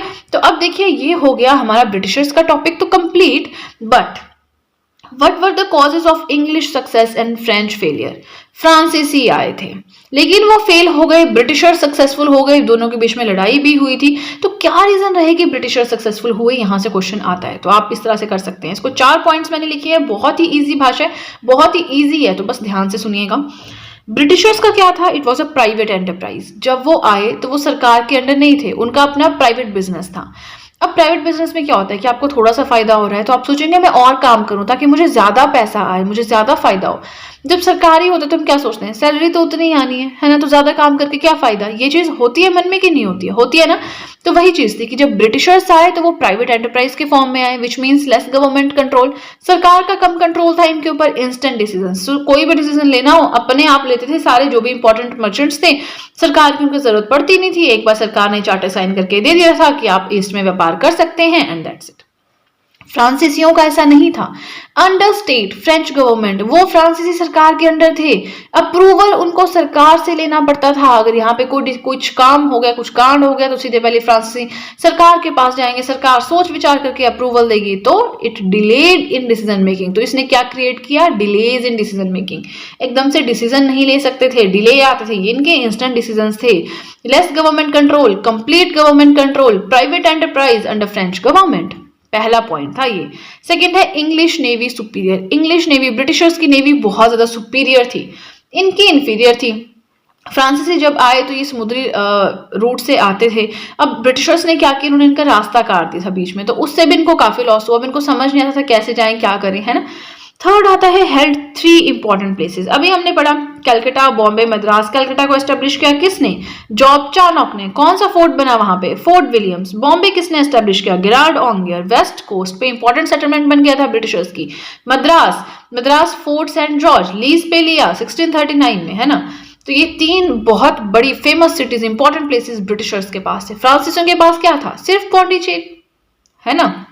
नेक्स्ट पॉइंट आता है सुपीरियोरिटी ऑफ द कमांडर्स। जैसे लॉरेंस हो गए, रॉबर्ट क्लाइव हो गए, मतलब क्या, जो कमांडर्स थे बहुत सुपीरियर थे, कमांड बहुत अच्छी थी, है ना। जैसे लॉर्ड लॉरेंस हो गए, रॉबर्ट क्लाइव, बहुत सारे हम पढ़ते हैं ब्रिटिशर्स में। फ्रांसीसियों में हमने पढ़ा ना, हमने फ्रेंच पढ़े हमने, तो कौन सा गवर्नर जनरल पढ़ा, ओनली वन, डुप्लेक्स। और डुप्लेक्स कौन थे, जिन्होंने पहले यूरोपियन, जिन्होंने जो इंडियंस थे, इंडियन रूलर्स थे, उनके बीच में जो भी इंटरनल डिस्टर्बेंसेस थी, इंटरनल इश्यूज, उनमें स्टार्ट करना, इंटरफेरेंस स्टार्ट किया था, है ना। तो ये हो गए 4 डिफरेंस। प्राइवेट एंटरप्राइज, सरकार के अंडर, इनकी नेवी सुपीरियर, इनके इंफीरियर, इनके पास 3 इंपॉर्टेंट प्लेसेस, इनके पास बेचारों के पास पौंडीचेरी था, इनके कमांडर्स बहुत सुपीरियर थे, इनके पास कोई कंट्रोल करने वाला भी नहीं था, एक लौता डुप्लेक्स था, ठीक है। तो आज हम एडवेंट ऑफ यूरोपियंस का लास्ट टॉपिक पढ़ रहे हैं। आप इसे कह सकते हैं एक तरह से समरी वीडियो है ये, ठीक है। सो हमने अभी तक क्या पढ़ा? The advent of Europeans in India, Portuguese, Dutch, Danes, French, Britishers, इन सब के बारे में मैंने आपको अलग अलग वीडियो में पढ़ाया है, राइट। बट मैंने वहां पे बात की थी कि इनका क्रोनोलॉजिकल ऑर्डर पता होना आपको जरूरी है। मतलब ये कि सबसे पहले कौन आया, उसके बाद कौन आया, उसके बाद कौन आया, इस तरह से, ठीक है, क्योंकि ये क्वेश्चन आता है एग्जाम में। तो बस हम 2-3 चीजें आज की वीडियो में पढ़ेंगे। एक समरी वीडियो होगा, आप बस नोट्स बनाएं वीडियो के साथ, पेपर पेन निकालें, नोट्स जरूर बनाएं, ठीक है। तो सबसे पहले हम पढ़ेंगे क्रोनोलॉजिकल ऑर्डर, माने सबसे पहले कौन आया, उसके बाद कौन आया, फिर कौन आया, इस तरह से। तो सबसे पहले कौन आया ये तो आपके दिमाग में घुस जानी चाहिए अब तक। वास्को डी गामा सबसे पहले आए थे, है ना, उन्होंने समुद्री रास्ते की खोज की थी, हम पढ़ते आ रहे हैं। सो अराइवल ऑफ पोर्तुगीज कब हुआ? 1498। जब वो आए तो हिंदू राजा कौन थे यहाँ पे? ज़ैमोरिन। उसके बाद आए ब्रिटिशर्स। अब जो मैंने आपको जिस सीक्वेंस में पढ़ाया ना, मैंने आपको सीक्वेंस में नहीं पढ़ाया, अब मैं आपको सीक्वेंस बता रही हूँ। वैसे तो हमने पढ़ा कि पोर्तुगीज आए, डच, डेन्स, फ्रेंच, है ना। अब मैं आपको सीक्वेंस बता रही हूँ। पोर्तुगीज आए 1498 में, ब्रिटिशर्स आए 1600 में, डच आए 1602 में, डेन्स आए 1616 में, फ्रेंच आए 1664 में। अब ये तो हमने याद कर लिया ये कि कब आए। अब हम पढ़ेंगे कहाँ आए, कौन सी जगह पे उन्होंने अपने फुटलो होल्ड रखे सबसे पहले। तो पुर्तगाली कैलिकट केरला, ब्रिटिशर्स गुजरात, डच मसूलीपट्टनम आंध्र प्रदेश, डेन्स तमिलनाडु, फ्रेंच पौंडीचेरी, ठीक है। अब साथ में हम पढ़ेंगे हेडक्वार्टर्स, ठीक है। कितनी चीजें हमने पढ़ी? पहले हमने सीक्वेंस पढ़ा, कौन सी जगह पे वो लैंड किए वो पढ़ा, अब हम हेडक्वार्टर्स पढ़ेंगे, ठीक है। तो आपको एज इट इज याद करने पड़ेंगे, इसमें कोई ऑप्शन नहीं है। पुर्तगालियों के हेडक्वार्टर रहा कोचीन एंड गोवा। गोवा पुर्तगालियों से रिलेटेड है, वहां पे कल्चरल इन्फ्लुएंस आपको पुर्तगालियों का देखने को मिलता है ना। नेक्स्ट आता है ब्रिटिशर्स। ब्रिटिशर्स कहाँ कहाँ आए? सूरत, बॉम्बे, मद्रास, बंगाल, कलकत्ता, साल साथ में लिखे हैं। फिर है डच अभी हेडक्वार्टर्स है, ठीक है। पुलिकट, नागपट्टनम, हुगली, ये इनके हेडक्वार्टर्स रहे, आए मसूलीपट्टनम आंध्र प्रदेश में थे। Danes Serampore, French Surat and Pondicherry. Pondicherry और फ्रेंच का अपना रिलेशनशिप है, पुर्तगाली और गोवा का अपना रिलेशनशिप है, ठीक है। तो अब ये हो गया हमारा पहला टॉपिक जो कि था क्रोनोलॉजिकल ऑर्डर। नेक्स्ट हमें पढ़ना है ईस्ट इंडिया फॉर्मेशन, कि कौन सी कंपनी की ईस्ट इंडिया कंपनी या कौन से यूरोपियंस की ईस्ट इंडिया कंपनी कब बनी। पुर्तगाली सबसे पहले आए 1498 में, ठीक है। लेकिन याद रखना कि वो 1498 में यहाँ आए बिना ईस्ट इंडिया कंपनी की फॉर्मेशन किए हुए। ईस्ट इंडिया कंपनी तो उनकी जाके 1628 में बनी थी, तब तक वो वापस भी चले गए थे, ठीक है। ब्रिटिशर्स की बनी 1599, डच 1602, डेन्स 1616 और फ्रेंच 1664। अब ये आना भी इनका सेम है, फॉर्मेशन भी सेम है, बस ब्रिटिशर्स की 1600 थी, इनकी बनी नहीं, एक तरह से वैसे याद रख लेना, ठीक है। सेकंड टॉपिक भी हो गया हमारा ईस्ट इंडिया फॉर्मेशन का। थर्ड है फर्स्ट फैक्ट्री इन इंडिया, मतलब पुर्तगालियों की पहली फैक्ट्री कहाँ थी, ब्रिटिशर्स की पहली फैक्ट्री कहाँ थी, फ्रांसीसियों की पहली फैक्ट्री कहाँ थी, वो हमें अब पढ़ना है। देखिए इसी के साथ वीडियो पसंद आए तो लाइक जरूर कीजिएगा। So first factory in India, let me adjust this page, okay. पुर्तगालियों की थी कैलिकट केरला में, कब? 1503 में इन्होंने पहली फैक्ट्री बनाई। डचीज की मसूलीपट्टनम आंध्र प्रदेश में 1605 में। ब्रिटिशर्स की सूरत गुजरात में 1612 में। अब आप कहेंगे हमने तो 1608 पढ़ा, 1608 में उनकी फैक्ट्री बनी थी, 1612 में उनकी परमानेंट फैक्ट्री बनी थी, तो हम यहाँ पे फाइनल परमानेंट फैक्ट्री की बात कर रहे हैं, ठीक है। डेन्स टैंकेबाग तमिलनाडु 1620, फ्रांसीसी सूरत गुजरात 1668, ठीक है। तो मैंने आपको ऑलरेडी कहा था छोटा सा वीडियो होने वाला है, बट इन्फॉर्मेशन बहुत गहरी आपको इसमें मिलेगी, है ना, क्योंकि एग्जामिनेशन पॉइंट ऑफ व्यू के हिसाब से मैंने ये नोट्स बनाए हैं अलग अलग जगह से। तो अब फ्रेंड्स इसी के साथ हमारा जो ये टॉपिक था द एडवेंट ऑफ यूरोपियंस, ये हो गया कंप्लीट। वॉर्स इसमें बचती हैं। देखिए वॉर्स बहुत ही ज्यादा बोरिंग टॉपिक है, मैं अपनी बात बताऊं बहुत ही ज्यादा बोरिंग लगता है मुझे, उसमें से क्वेश्चंस आते भी नहीं है, तो बीच में कभी हम उसका भी जिक्र कर देंगे, ये जो एंग्लो फ्रेंच वॉर वगैरह हो गई, कार्नेटिक वॉर्स वगैरह। बट पहले हम थोड़ा सा इंपॉर्टेंट टॉपिक्स पढ़ लें। अब हम जो इंडिपेंडेंट स्टेट्स हैं, जैसे कि हैदराबाद हो गया आपका, बंगाल हो गया, मैसूर हो गया, वो हम पढ़ें क्योंकि वहां से क्वेश्चन बन जाता है एक आधा, है ना। तो बस इसी के साथ हमारा आज का टॉपिक और हमारा ये फर्स्ट टॉपिक मॉडर्न हिस्ट्री का हुआ कंप्लीट। सो आई होप आपने वीडियो के साथ में नोट्स बनाए हैं और आपको वीडियो अच्छी लगी है। और अगर आपको वीडियो अच्छी लगी है तब तो आपको बहुत ही ज्यादा अच्छे से पता है कि क्या करना है। जल्दी से कर दीजिए चैनल को सब्सक्राइब, बेल आइकन को कीजिए प्रेस, सो दैट मैं जैसे कोई वीडियो अपलोड करूं सबसे पहले नोटिफिकेशन आपके पास पहुंचे। प्लस जो भी आपके फ्रेंड्स हैं जो भी गवर्नमेंट एग्जामिनेशंस के लिए प्रिपेयर कर रहे हैं उनके साथ भी मेरे चैनल का लिंक जरूर शेयर करें, so that in handwritten notes का उन्हें भी कुछ फायदा हो सके। तो चलिए फ्रेंड्स, आज के लिए इतना ही। अब हम मिलेंगे नेक्स्ट वीडियो में। So that's it and see you soon.